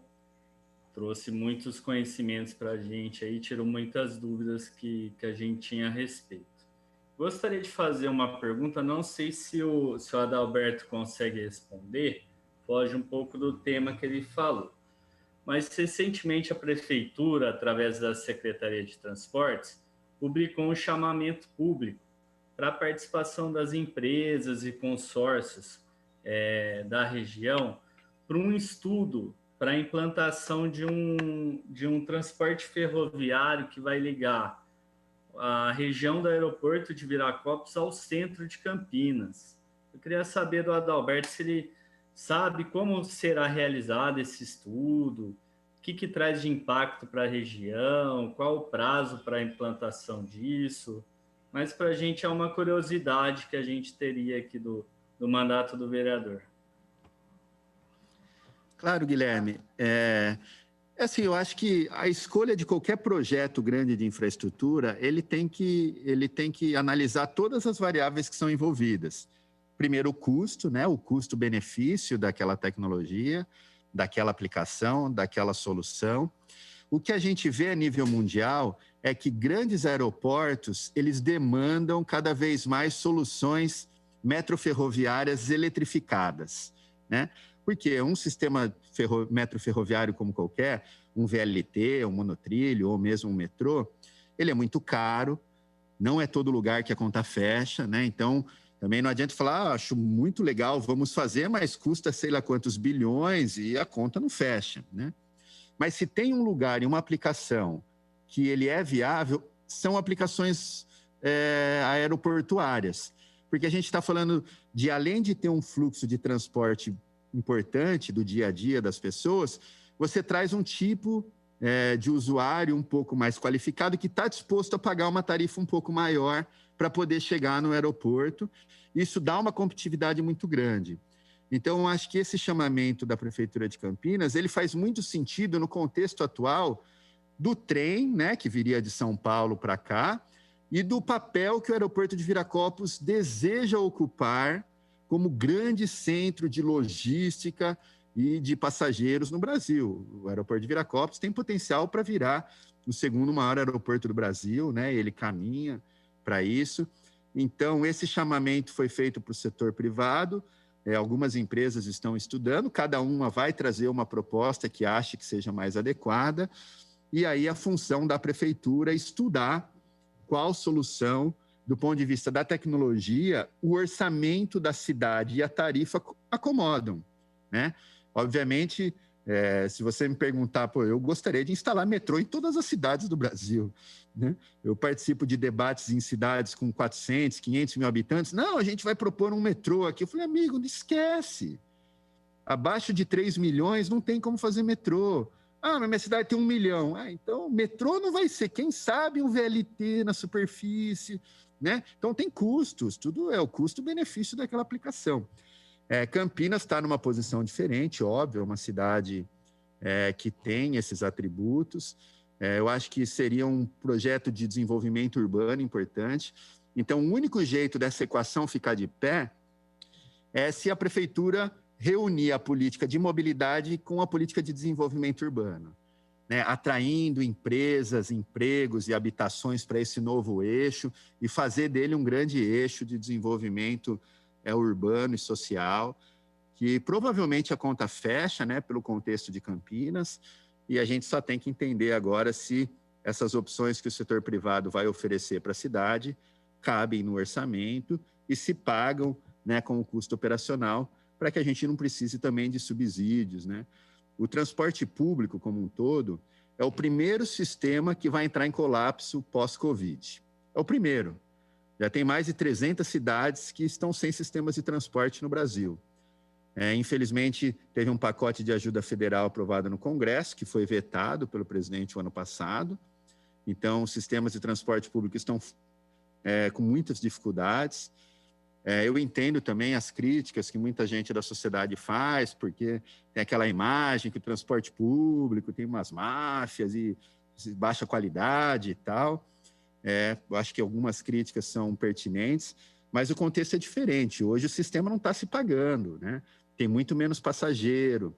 Então, garantir a sustentabilidade do transporte público é algo que vai entrar na nossa agenda, seja nas câmaras, seja nas prefeituras, porque transporte público é um direito constitucional, está lá, né, no artigo 6º, uma emenda na época da deputada Luísa Erundina, que colocou transporte público como um direito, está lá, saúde, habitação, transporte e transporte público. Então, o poder público tem que oferecer um sistema de boa qualidade.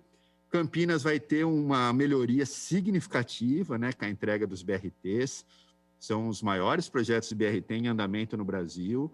Eu acho que é um mérito muito importante da cidade de ter conseguido caminhar e entregar isso. Vai mudar muito a mobilidade, né, do Campo Grande, do Ouro Verde, em fazer esse desenvolvimento. E pode ser que esse ramo ferroviário faça sentido do ponto de vista econômico e pode ser que ele seja um grande motor de desenvolvimento para a região metropolitana de Campinas. Vamos esperar e torcer que as condições econômicas façam esse projeto sair do papel.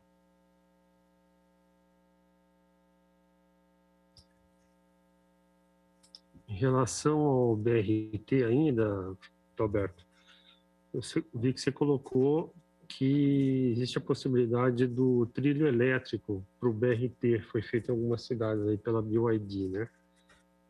Isso está previsto no plano de Campinas? Ele pode ser implementado? Isso é um custo muito alto?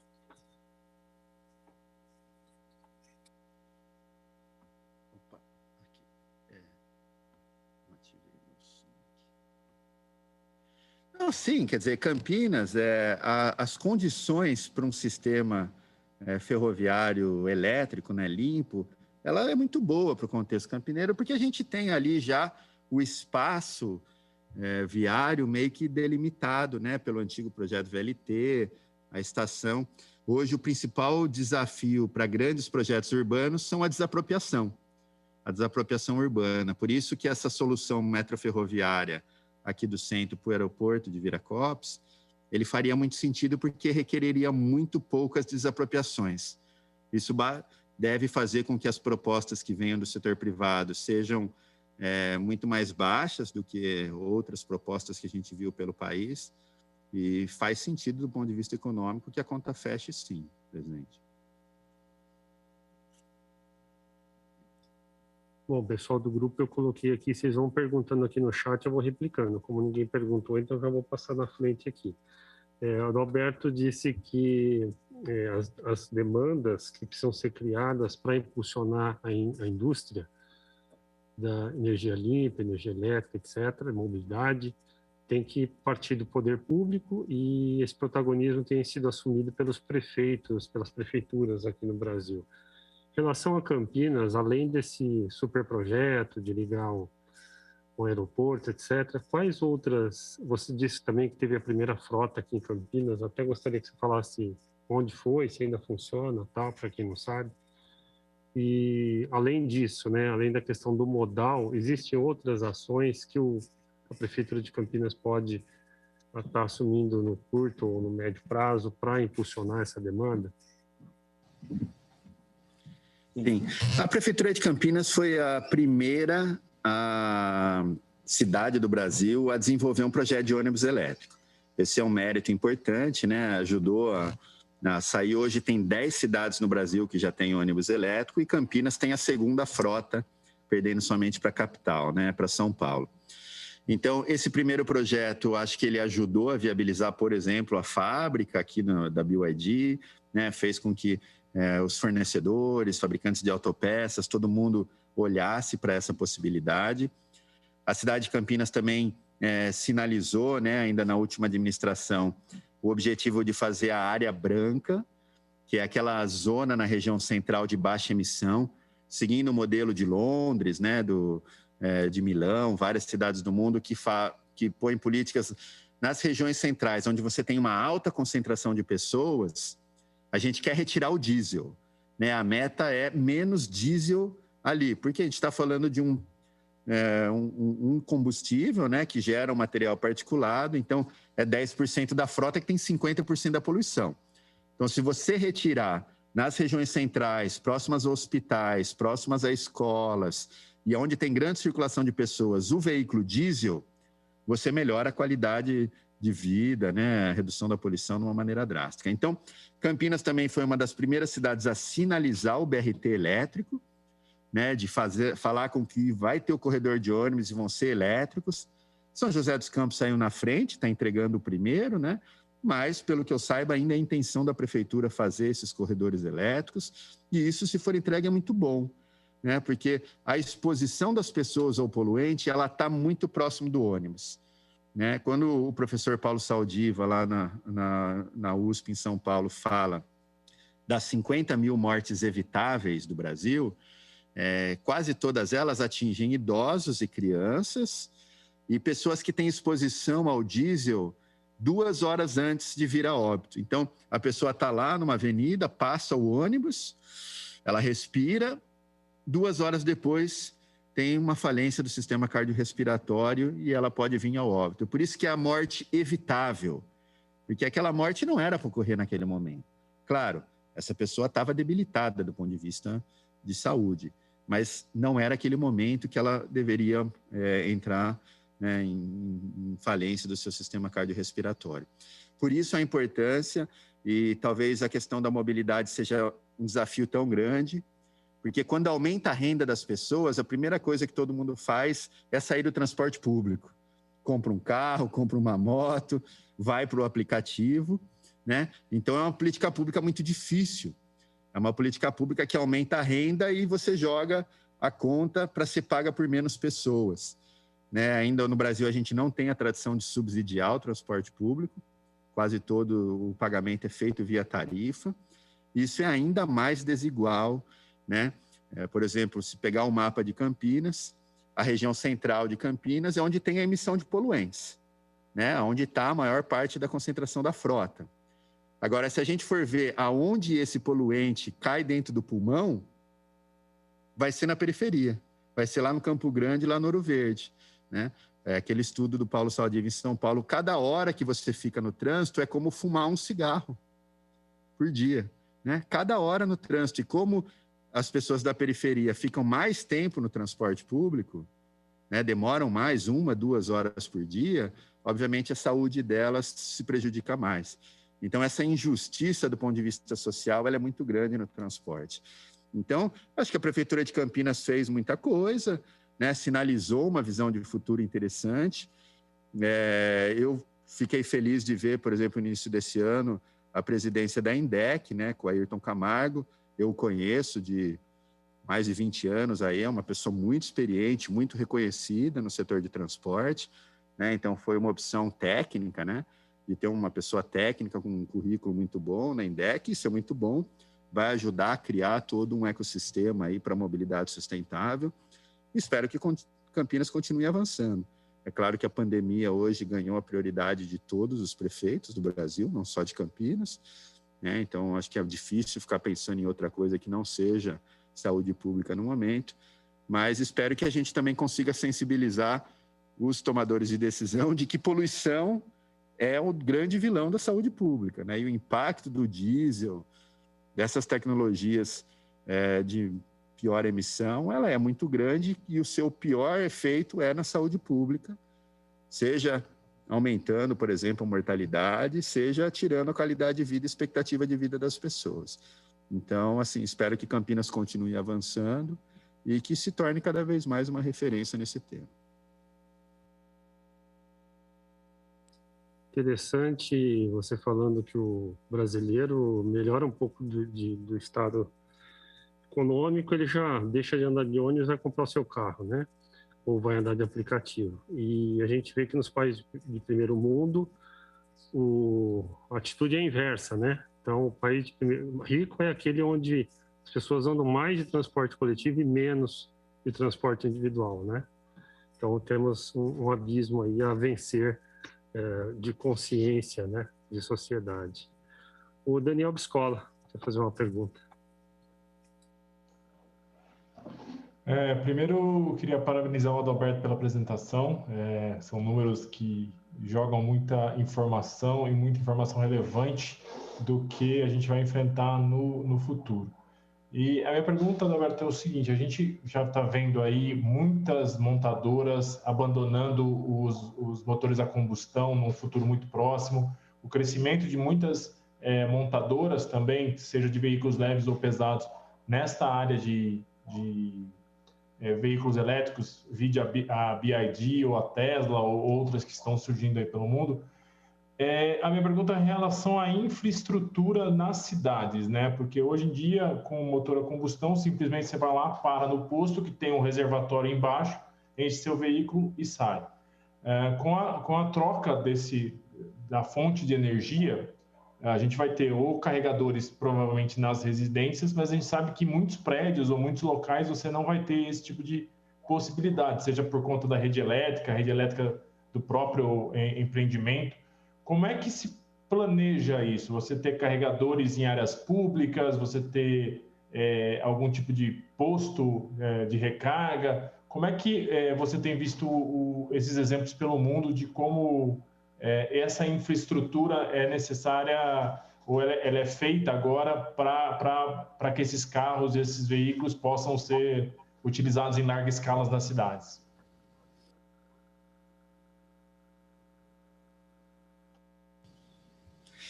Não, obrigado, Daniel, pela pergunta. É uma pergunta extremamente importante, né? A gente vê o exemplo europeu e agora, por exemplo, nos Estados Unidos, o plano do Joe Biden lá de infraestrutura verde tem um componente gigantesco em criar essa infraestrutura, porque o setor privado ele demora para vir, né? Quase que o ovo e a galinha ali. Você tem que vender muito carro elétrico para o setor privado colocar infraestrutura para fazer essa transição. Então, a China liderou muito, foi o país que mais expandiu a infraestrutura. Na Europa também a gente vê hoje investimentos milionários ajudando a fazer essa infraestrutura. E nos Estados Unidos também, um pouco atrasado, mas o Joe Biden fez. Aqui no Brasil, eu acho muito difícil o poder público liderar essa agenda, né? A gente está falando de uma situação de déficit fiscal, de restrições, né? Eu não vou tirar dinheiro da saúde, da educação para fazer infraestrutura para veículo elétrico, que inicialmente a gente está falando de uns nichos de atuação muito menor. Mas é um tema que a gente precisa se preocupar. Aí eu cito, por exemplo, a Lei de São Paulo, que entrou em vigor agora, um mês atrás, né?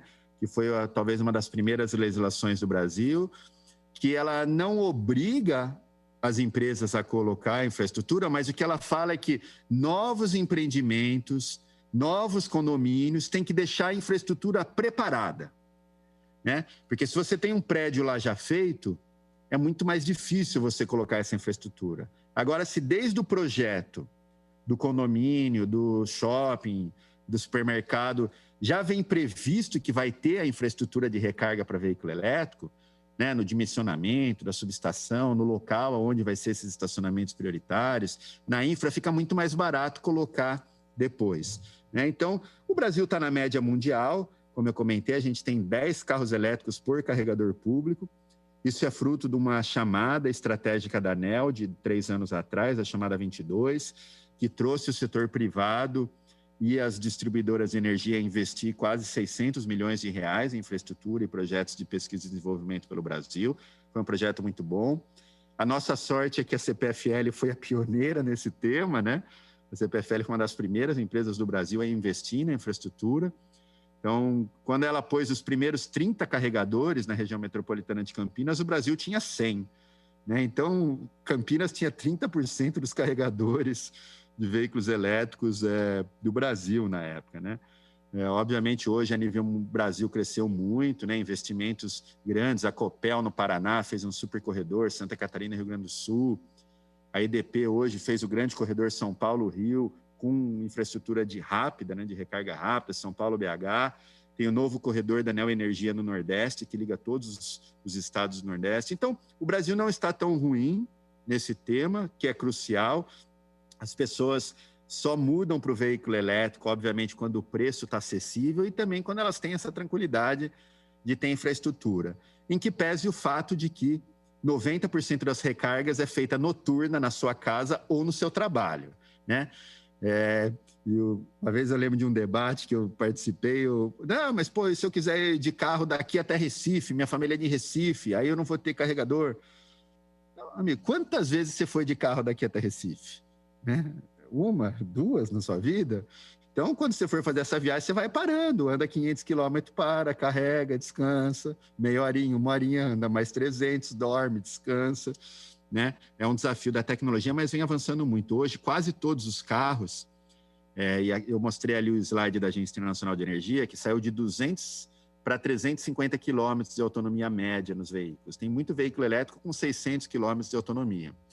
E o que aconteceu nos últimos 2 anos é que a maior parte dos modelos também trouxe carga DC.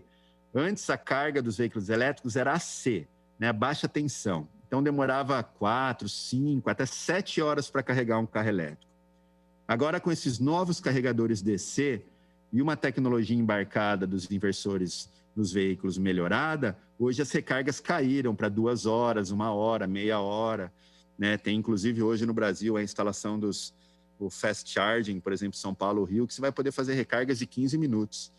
Né? Então, 15 minutos eu acho que é bem tolerável por um tempo que você para ali, toma um café, né, vai no banheiro, 15 minutos, carrega mais 300, 400 quilômetros do seu carro e você segue a viagem para essas distâncias maiores. Então, é um desafio, acho que a gente avançou bastante.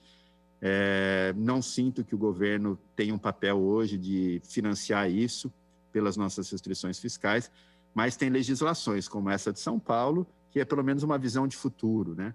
Simbólica, que fala, olha, para o futuro, você vai fazer qualquer infraestrutura, já pelo menos deixe preparado, porque aqui a gente acredita que isso vai crescer um dia. Bom, nós temos 3 perguntas aqui vindas dos telespectadores. É o seguinte, o William Tomás faz uma pergunta aqui meio textão. Vamos lá. Haja vista que a utilização de um insumo que temos em fartura, optamos pelo uso e aproveitamento deste insumo. Aqui no Brasil ainda não temos uma produção de energia que atenda à indústria. Portanto, o descrédito do carro elétrico não é seu uso e ideia de poluir menos, mas o preço disso. Pois sem o combustível para esse veículo com grande demanda, seu preço será tão alto quanto ou maior do que o petróleo. Não seria melhor preparar a oferta de energia antes de incentivar o consumo por meio dos carros elétricos? Isso ele faz, na verdade, são 3 perguntas dentro de uma, tá? Então, essa é a primeira. Não sei se você vai, eu vou ler, depois, se você quiser, eu volto.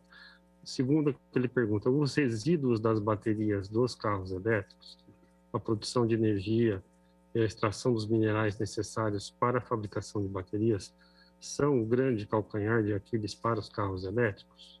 Terceiro, a extração do lítio acumula muitos rejeitos, tais quais o de Mariana, e não tem ainda uma matriz renovável, ou seja, o reaproveitamento do lítio. Como pretende a indústria dos carros elétricos lidar com esta questão? Não sei se você conseguiu pegar as 3. O nome dele? É o William Tomás. Maravilha. William, eu acho que você fez uma pergunta muito pertinente, né? São uma resposta bem ampla. Mas, primeiro, não falta energia para carro elétrico, tá? O Brasil, à noite, você tem muita disponibilidade de energia. Falta energia por horário de pico, né? Que ninguém vai carregar no horário de pico, você vai carregar à noite. Quando você chegar em casa, para uma frota de ônibus, ela carrega da meia-noite às 4 da manhã. Até porque aqui no Brasil, as eólicas estão gerando energia à noite, muito baratas, e ninguém está consumindo. Então, energia disponível não é o problema do setor elétrico. Até porque tem uma própria pesquisa da CPFL feita aqui, que se 30% da frota de Campinas fosse elétrica, de um dia para o outro, né, algo difícil, mas vamos dizer que até 2030, 30% da frota de Campinas fosse elétrica. Isso representaria um aumento de consumo de 1,7% por ano, de 20 até 30. Então, é algo bem tranquilo de ser feito, em especial porque a eletromobilidade cresce muito com a geração distribuída solar. Se você põe um carro híbrido ou elétrico na sua casa, o próximo passo é você pôr um sistema solar, né, de geração distribuída, porque você não vai querer ficar pagando a conta de energia mais cara para sempre. Você vê que é um sistema que se paga em 4 anos, que vai durar 20 anos, então ele é muito bom. Segundo, hoje já existem aplicações de segunda vida da bateria. Então você usa 10 anos no veículo, depois você usa mais 10 anos em sistemas estacionários. Inclusive nós temos um projeto aqui aprovado pela CPFL, junto com o CPQD, também um pessoal da Unicamp, que está reaproveitando baterias usadas de veículos para fazer sistemas estacionários de energia para painel solar, para backups, né, pequenos pacotes de empilhadeira elétrica. Então, essa segunda vida da bateria, ela alonga muito o uso das baterias, né? A gente está falando de químicas hoje que tem quase 30 anos de vida útil. E depois você tem ainda uma aplicação de regulagem de frequência em subestação e rede de transmissão. Então, as baterias de lítio moderna hoje duram quase 30 anos nessas 3 aplicações, e depois a reciclagem, né? Porque o lítio e outros desses minérios, eles subiram muito de preço. Então, já é viável, do ponto de vista econômico, fazer essa reciclagem. Hoje, tem muitas startups, especialmente na Europa, por causa das regulamentações europeias, que estão avançando muito a agenda da reciclagem com processos, novos processos e novas técnicas que estão reduzindo muito o custo, né? Terceiro, você comentou da questão da sustentabilidade ali de alguns minérios estratégicos da bateria, né? Que eu acho que todos nós concordamos, mas é assim, só para esclarecer, primeiro, o cobalto, que é esse mineral mais problemático, né, que a gente associa com questões ambientais e tal, ele é a base das baterias de celular, né, a bateria de lítio de celular. Quando você vai para veículo automotivo, a química ainda é de lítio, mas, por exemplo, as nossas baterias aqui da BYD são fosfato de ferro-lítio, é ferro. Ferro é um minério que, tudo bem, a gente, né, tem os desafios aí, a gente sabe, eventualmente, mineração é uma indústria altamente, assim, ela pode ser altamente poluidora. A gente teve 2 desastres importantes no Brasil, né, que foram feitos em função disso, em que pese ter lá um processo de licenciamento, em que pese que aquilo não deveria ocorrer, mas, ao mesmo tempo, assim, a indústria do petróleo também não é tão limpa e tão boa, né? A indústria do petróleo também toda hora tem seus acidentes, toda hora tem as suas contaminações. Então, eu acho que é um desafio que a indústria da eletromobilidade tem que ter no seu radar, a sustentabilidade da bateria, dos seus minérios, o adensamento dessa cadeia cada vez mais limpa. E como a gente vê um desenvolvimento tecnológico muito grande, muito investimento nas indústrias do futuro, provavelmente vão vir novas químicas, novas soluções e novas baterias, né? A gente fala muito de grafeno, o papel do nióbio nessas novas baterias de estado sólido, quer dizer, tem grandes investimentos hoje em tecnologia sendo feitos, inclusive alguns aqui em Campinas, que provavelmente vão trazer mais sustentabilidade para esse setor. Mas é uma pergunta importante, né, que a gente, ao mesmo tempo que a gente quer eletrificar para reduzir a poluição local, a gente também quer que a matriz dessa energia seja limpa, né? Então, a gente vê hoje um crescimento muito grande das renováveis puxando isso. A matriz elétrica brasileira, felizmente, ela é muito limpa, né?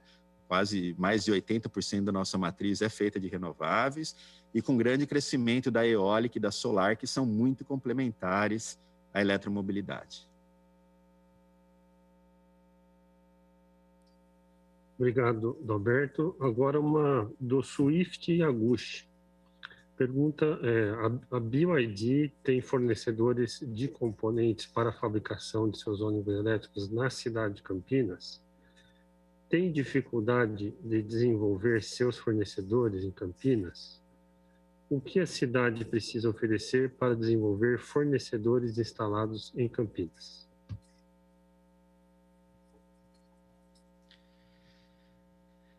A nossa vinda para Campinas foi muito pensada nesse papel que Campinas tem no Parque Produtivo Nacional.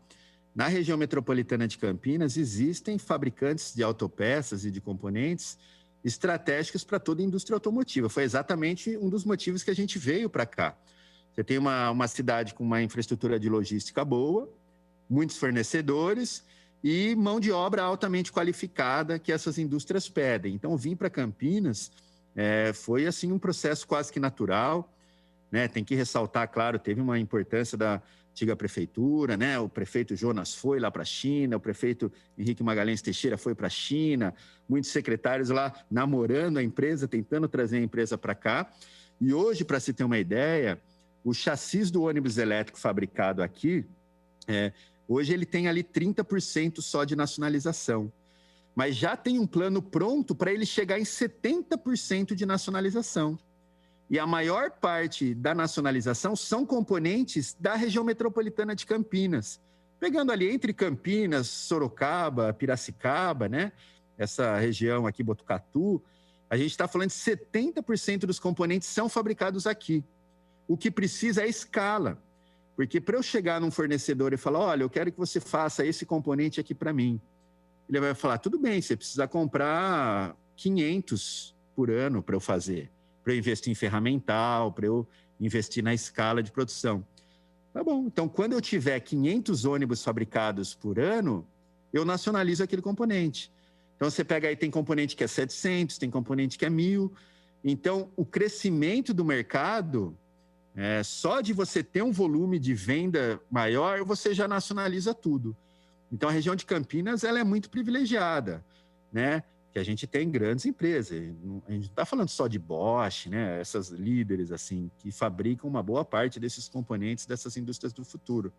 Mas a gente está falando de muitos empregos indiretos que vêm dessa indústria, que a região metropolitana de Campinas é líder, né? Então, é só questão hoje da gente aumentar a escala do mercado, vender mais ônibus elétricos para poder continuar esse plano de nacionalização progressiva que já foi feito e planejado há alguns anos. Obrigado, Alberto. Bom, estamos caminhando para o final da reunião.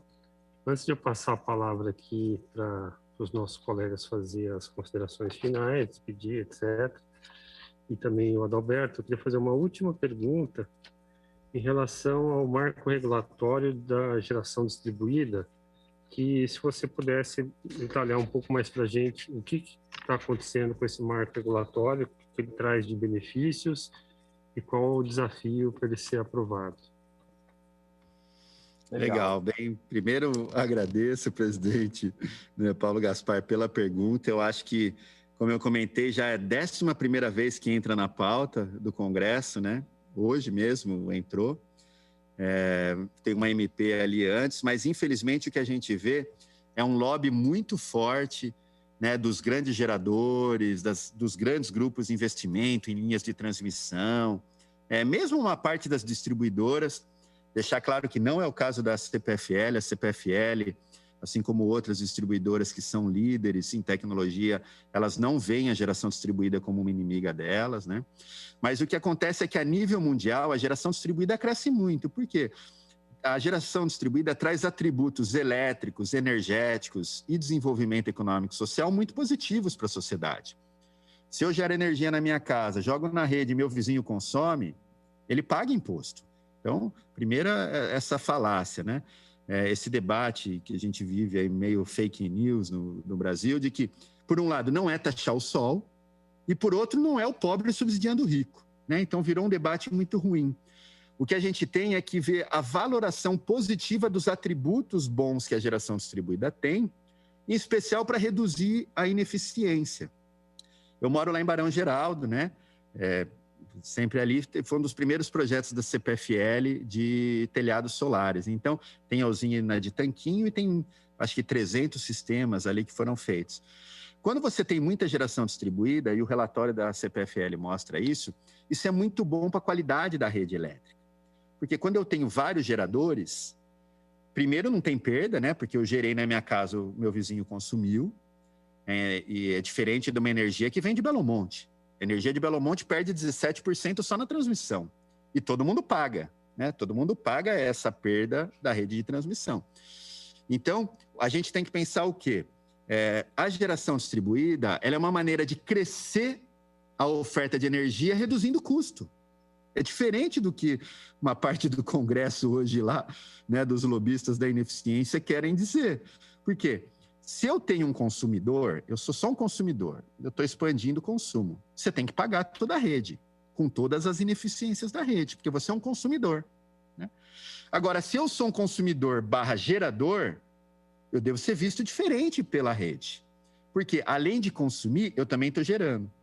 Todo ano tem 3 milhões a mais de consumidores na rede. E 200 mil, 300 mil de geração distribuída. Então, se eu tivesse, numa hipótese, 3 milhões de novos geradores distribuídos jogando na rede, para a rede é muito bom. Por quê? Eu não vou precisar fazer mais hidrelétrica no Amazonas, com todos os impactos ambientais que uma Belo Monte teve. Eu não vou precisar fazer aquelas grandes linhas de transmissão que perdem energia. E isso impacta na rede, na conta de todo mundo, porque você não tem que pagar essa depreciação desses novos investimentos. E, melhor, desliga a bandeira vermelha. Todos nós pagamos na nossa conta bilhões para ligar térmicas a gás, térmicas a diesel, que são 10 vezes mais caras, altamente poluentes. Para quê? Não precisa disso.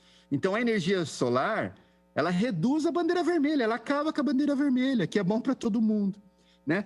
Então, infelizmente, a gente teve esse debate muito distorcido. A ANEEL há 2 anos atrás, fez uma proposta esdrúxula, né, ridícula, que taxava 60% da geração de energia solar. Não sei, né, uma loucura, uma agência reguladora usar um relatório de uma parte das distribuidoras para tentar acabar com a geração distribuída, como se isso fosse salvar as distribuidoras, não faz sentido. Mas também a gente tem que arrumar uma forma de remuneração justa do fio da distribuidora dentro desse novo contexto. Então, o novo marco regulatório que está em discussão hoje, né, o PL 5289, do deputado Lafayette de Andrade, ele é um marco regulatório justo. Ele já foi combinado com as distribuidoras, com geradores, com todo mundo. Todo mundo ficou um pouco feliz e um pouco insatisfeito, né? Eu acho que a política pública é isso, é a busca desse consenso. Quando todo mundo está insatisfeito é porque está bom, né? Foi um pouquinho para cada um. Mas o que a gente vê hoje, infelizmente, é o papel do vice-líder do governo, né? O deputado Marcelo Ramos, do PL. Ele é um grande defensor das distribuidoras, das térmicas e tal, e ele sozinho está jogando contra a geração distribuída. Foram aprovadas no Colégio de Líderes 11 vezes o marco regulatório para entrar na pauta do Congresso. Entra na pauta do Congresso. Aí ele usa do poder dele de vice-líder, vice-presidente da Câmara, né? E tira da pauta porque ele acha que não tem que discutir esse tema. Então, é um retrocesso. A geração distribuída é o único, né, presidente Paulo Gaspar, que une todo mundo, né, do Novo, né, ao PSOL, o PT, o PSDB, Democratas, o PV, todos os partidos apoiam, mas a gente tem vozes muito fortes no Congresso que ainda defendem as térmicas, que defendem ali algumas ineficiências do setor, e a briga está difícil, viu? A gente está muito preocupado, porque, por exemplo, se o substitutivo do deputado Marcelo Ramos, né, vice-presidente do Congresso, líder, vice-líder do governo, for aprovado, a partir do ano que vem acaba a geração distribuída no Brasil. Acaba. A nossa fábrica aqui em Campinas, praticamente, ela vai fechar. Não tem como. Porque nenhum setor sobrevive a sair de zero, ali, de uma taxação de 10% para 60%. Então, o sistema solar que se paga em 4 a 5 anos vai se pagar em 10 anos. Ninguém mais vai fazer, né? Então, é complicado. Infelizmente, nós não temos voz no Congresso, né?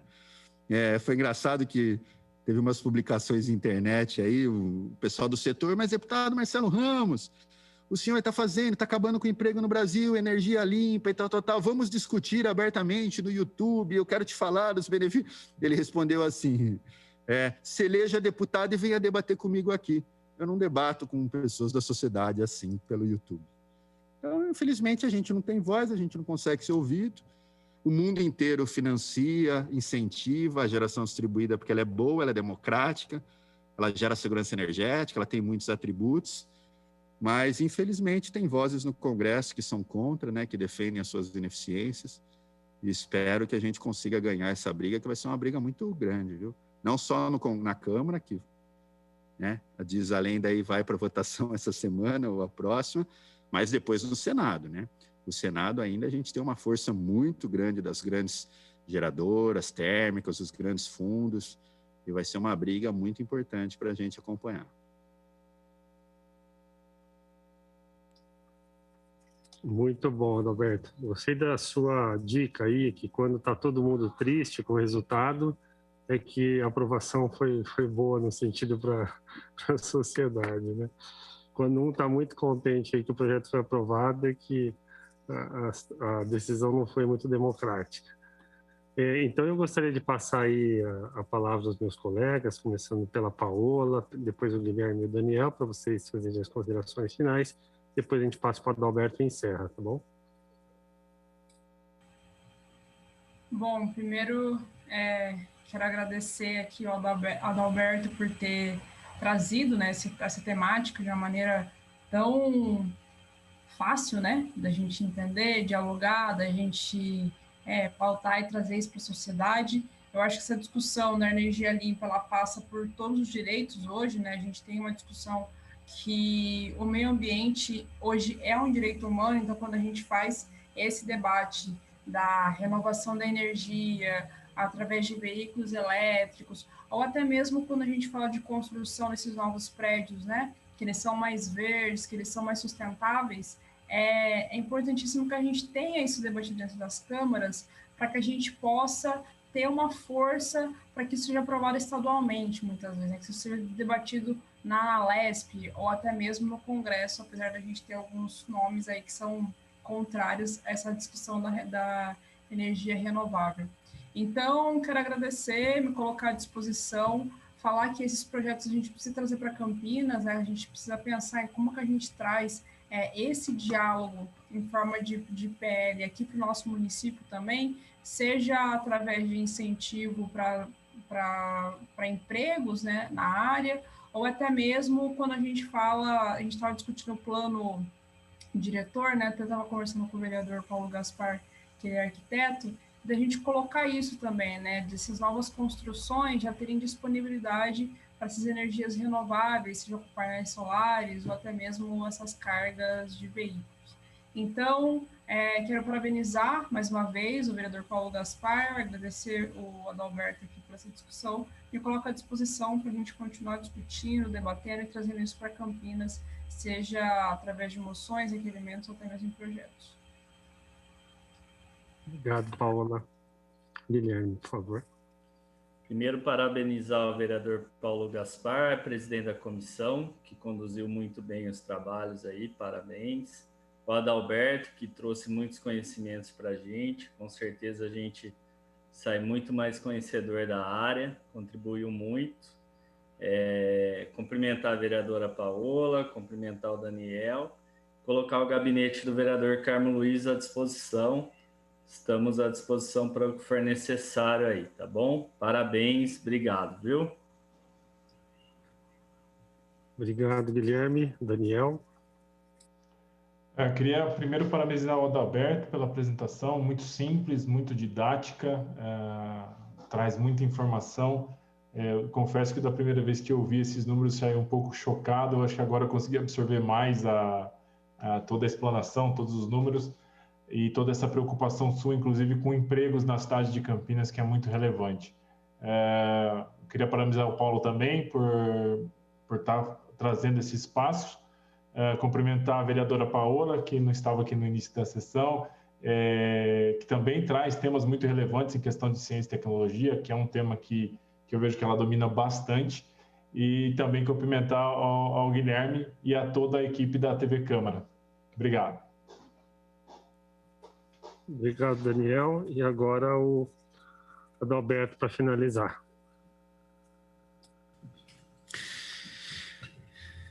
Primeiro, eu queria agradecer o convite, presidente Paulo Gaspar, pela oportunidade de debater ciência e tecnologia, né? Em especial nós que somos uma empresa campineira, né? A gente se sente campineiro, gerando emprego para 500 famílias aqui na região metropolitana de Campinas, empregos de qualidade, muitos empregos femininos, que é algo, acho que, muito positivo nesse contexto todo que a gente vive, né, de vulnerabilidade, de dificuldade. Queria cumprimentar a vereadora Paola, em nome de que eu cumprimento todos os outros assessores, vereadores presentes, e agradecer a oportunidade de debater o futuro. Basicamente, eu acho que o que a gente está hoje aqui é pensando. Os planos de reconstrução das economias mundiais têm um forte aspecto na indústria do futuro, na indústria verde, de baixo carbono. Campinas tem um papel de liderança muito grande. A gente tem alguns dos maiores centros de inovação do Brasil. Temos uma das mais importantes universidades, né? Um ecossistema universitário também muito forte, de Facamp, de PUC, de Samandi, quer dizer, muitas universidades, Mackenzie, muita coisa boa em andamento. Espero que a gente possa fazer essa transição para essa indústria do futuro e certamente a aproximação do poder público, das empresas, da academia é muito importante para que a gente consiga fazer isso. Espero que Campinas consiga também influenciar o debate nacional, né? Eu tenho certeza que o agronegócio vai continuar crescendo, ele é importante, ele gera receitas para o Brasil alimenta o mundo, né? Isso vai continuar crescendo. Mas se a gente não tiver um capricho em pensar como criar inovação, novas tecnologias, para que a indústria faça essa transição, nesse momento que o mundo inteiro subsidia com trilhões essa nova indústria, eu acho que a gente corre um risco muito grande de ficar desconectado dessas grandes mudanças. Por isso eu parabenizo, né, o presidente por trazer esse tópico, né, das energias renováveis, da mobilidade elétrica, discutir as tecnologias das cidades inteligentes, e agradeço a oportunidade, em nome da BYD, de ter participado. Muito obrigado. Ok, quero agradecer mais uma vez ao Adalberto por ter aceitado o nosso convite, parabenizar por todo o trabalho, pela importância que ele representa aí no debate das energias renováveis, energias limpas, do futuro dessas energias, tanto para Campinas, região, quanto para o Brasil. É importantíssimo esse trabalho de protagonismo dele, também da BYD, e também agradecer aí a visita que fizemos lá à empresa, e ficamos muito felizes com o que vimos, e conte com o nosso apoio sempre aqui para incentivar a divulgação e o impulsionamento de políticas públicas para favorecer o uso da energia limpa e renovável aqui na nossa cidade. Quero agradecer especialmente aí a Paola, ao Daniel, ao Guilherme, que ficaram aqui conosco e participaram com perguntas. O pessoal que nos apoiou aqui da TV Câmara, muito obrigado, como sempre, pelo trabalho excelente que vocês realizam, e muito obrigado a todos que participaram e assistiram essa reunião, e muito obrigado por tudo e até a próxima.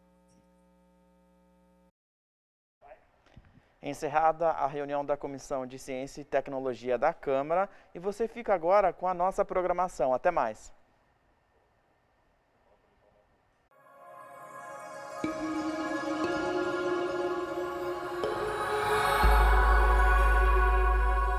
TV Câmara, Campinas.